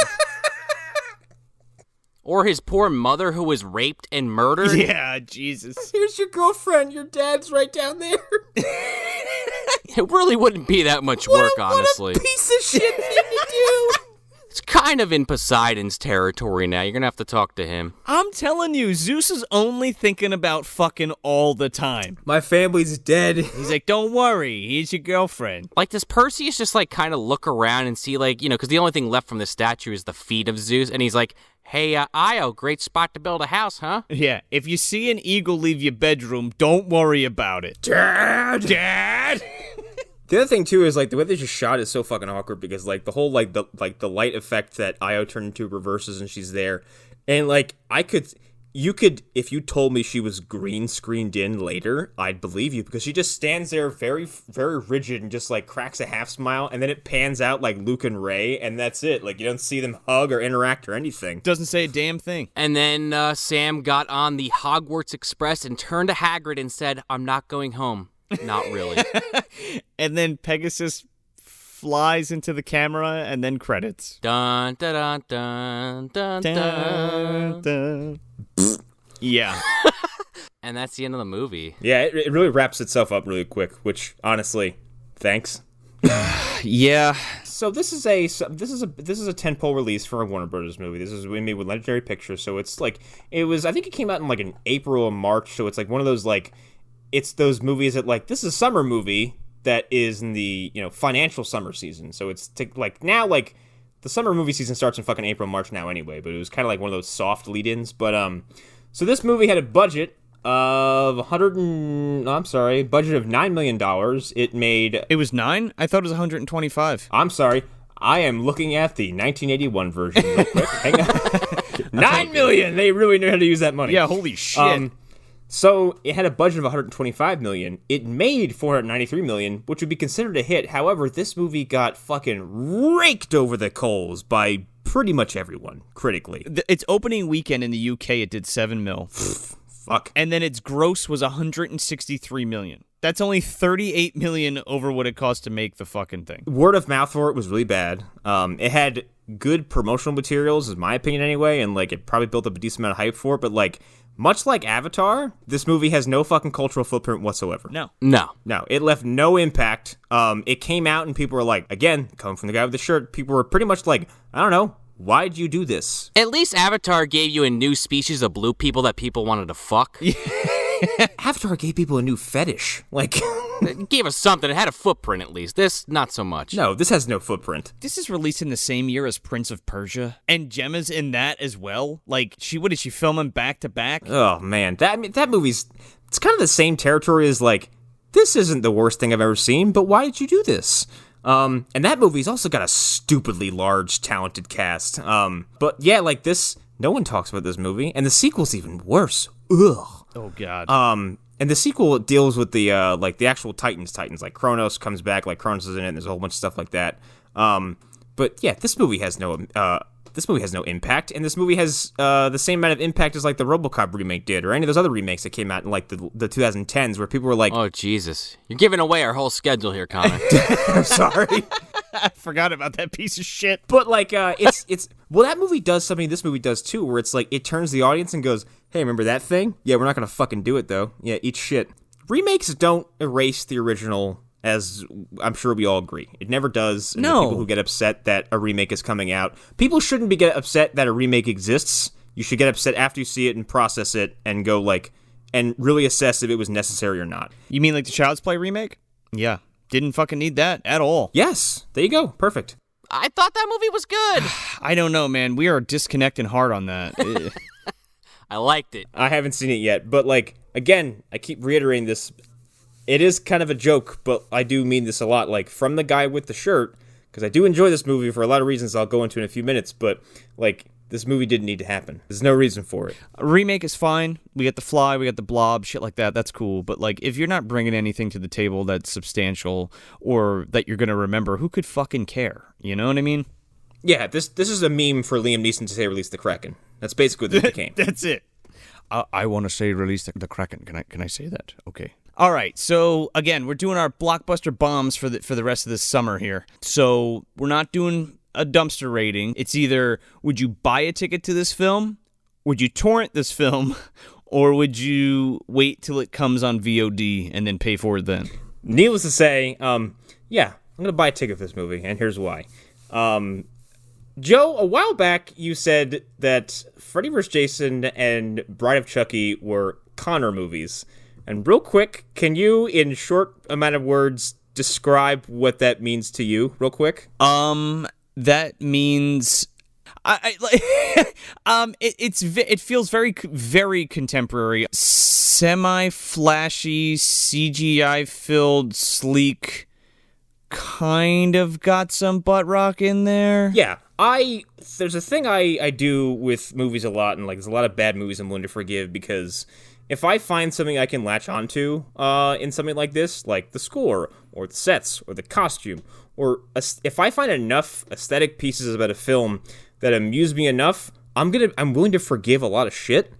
And I do that with this a lot. Like I said, I really love the score. I like a lot of the costume designs. I like the sets. I like big, stupid fucking action sequences. I'm not a big Transformers fan because that stuff gets to the point where you're just like, it's like they're fucking 4 hours and you're just numb to it by the end of it. But I find this to be very aesthetically pleasing. And so, yeah, I bought a ticket for this. I bought several tickets for this. And you worked at the movie theater, Jesus. Yeah, I worked at a movie theater, and I still paid to see it. I saw it in 3D, I saw it in 2D. I love this movie. Even describing the way I like this movie, there's still a lot of intangibles about it that I like a lot, where it's lots of stuff that are hard for me to describe, but it hits my system, and I don't know, it makes me happy. I like this movie, and also at times it's just ridiculous and hilarious and silly, and I love it. So yeah, I bought a ticket for this. I have a shirt. I'm buying a ticket to this because I did buy a ticket in real life. You had to know, right? Well, I was really excited because I was like, oh my God, because I love Clash of the Titans so much, right? And I was like, how could this suck? This can't suck. Look at all this crazy shit happening in the trailer. This is going to be great. It's going to be a great time. And I didn't like it then. What really got me when I first saw this was like, the pacing is weird. The story's all over the fucking place in terms of like just cutting shit out and just getting to the next fucking thing over and over again, rather than like laying any type of groundwork or character development or anything. It's just like they kind of expect you to have seen the original, and they're kind of just expecting you to just swallow all the bullshit that they're just gonna fucking stuff down your throat. That's a good point. You know, and then that fucking Bubo thing really fucking pissed me off, and it kind of lost me a lot because I was like, you know what, fuck you. Connor put it perfectly in this episode. He said they were kind of just like, yeah, fuck you, movie, and he's just like, yeah, fuck you too, you know? Yeah, it's a real quick, like, it's like someone cut you off in traffic. Like, eat shit and die. Exactly. I'm not going to sit here and be like, this movie, the original tops it, they shouldn't have never made it. Like, fine, you want to fucking remake it, fine, but at least, for God's sake, make it entertaining, and instead of just churning it out, like, they spent so much fucking money on this movie, banking on the fact that people were going to go see it based off the name. And the stupid, crazy CGI bullshit, plus the advent of the 3D came back in a big way in the 2000s. But, like, I just think that it's just a lukewarm who could give a fuck. I'm not going to watch it again. I bought the ticket. I'm kind of pissed off that I bought the fucking ticket. He's still pissed off 9 years later. I'm still pissed off. So, after the movie, I'm going to go get some fucking ice cream at Friendly's or something, kind of fucking smooth it over a little bit, and then go watch, my Burgess Meredith and Harry Hamlin and all my fucking Ray Harryhausen stop motion creatures. I'll take all of that, and I'll just go watch it 9,000 more times, and this I'll never watch again. I would buy a ticket for this movie. Yes! I did not buy a ticket for this movie. When the trailers came out, I thought this movie looked like utter dog shit. And I'll explain why I think this is a ticket movie, at least in my case. There's some semantics to this. Ideally, I'd like to get in for free. Maybe I know someone there is going to let me in so I don't have to pay money to see this movie. I have no idea who you'd be talking about. Where the fuck were you on that one? Working there, actually, at the time.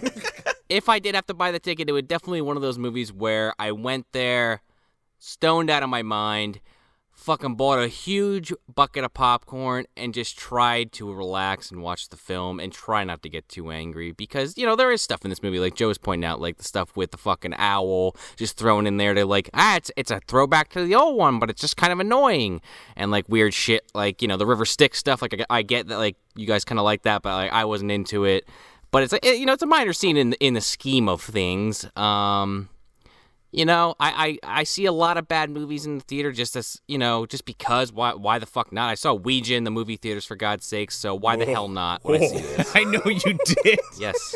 So that's it. That's Clash of the Titans from 2010, directed by Louis Leterrier. Hey everybody, if you want some more bad movie goodness, you can check us out at MovieDumpsterPodcast.com. Subscribe to us on iTunes, Android, Stitcher, Spotify, Google Play, or Podbean, and make sure to leave us a 5-star review if you dig the show, because it helps us get out of the bottom of the dumpster into more eardrums. Yeah, and if you're on the social medias, you can follow us at Movie Dumpster on Instagram, Facebook, and Twitter. I'm Joe Lascola. I'm Sean O'Rourke. I'm Connor, don't mads my Mikkelsen McGraw. Thanks for visiting the dumpster.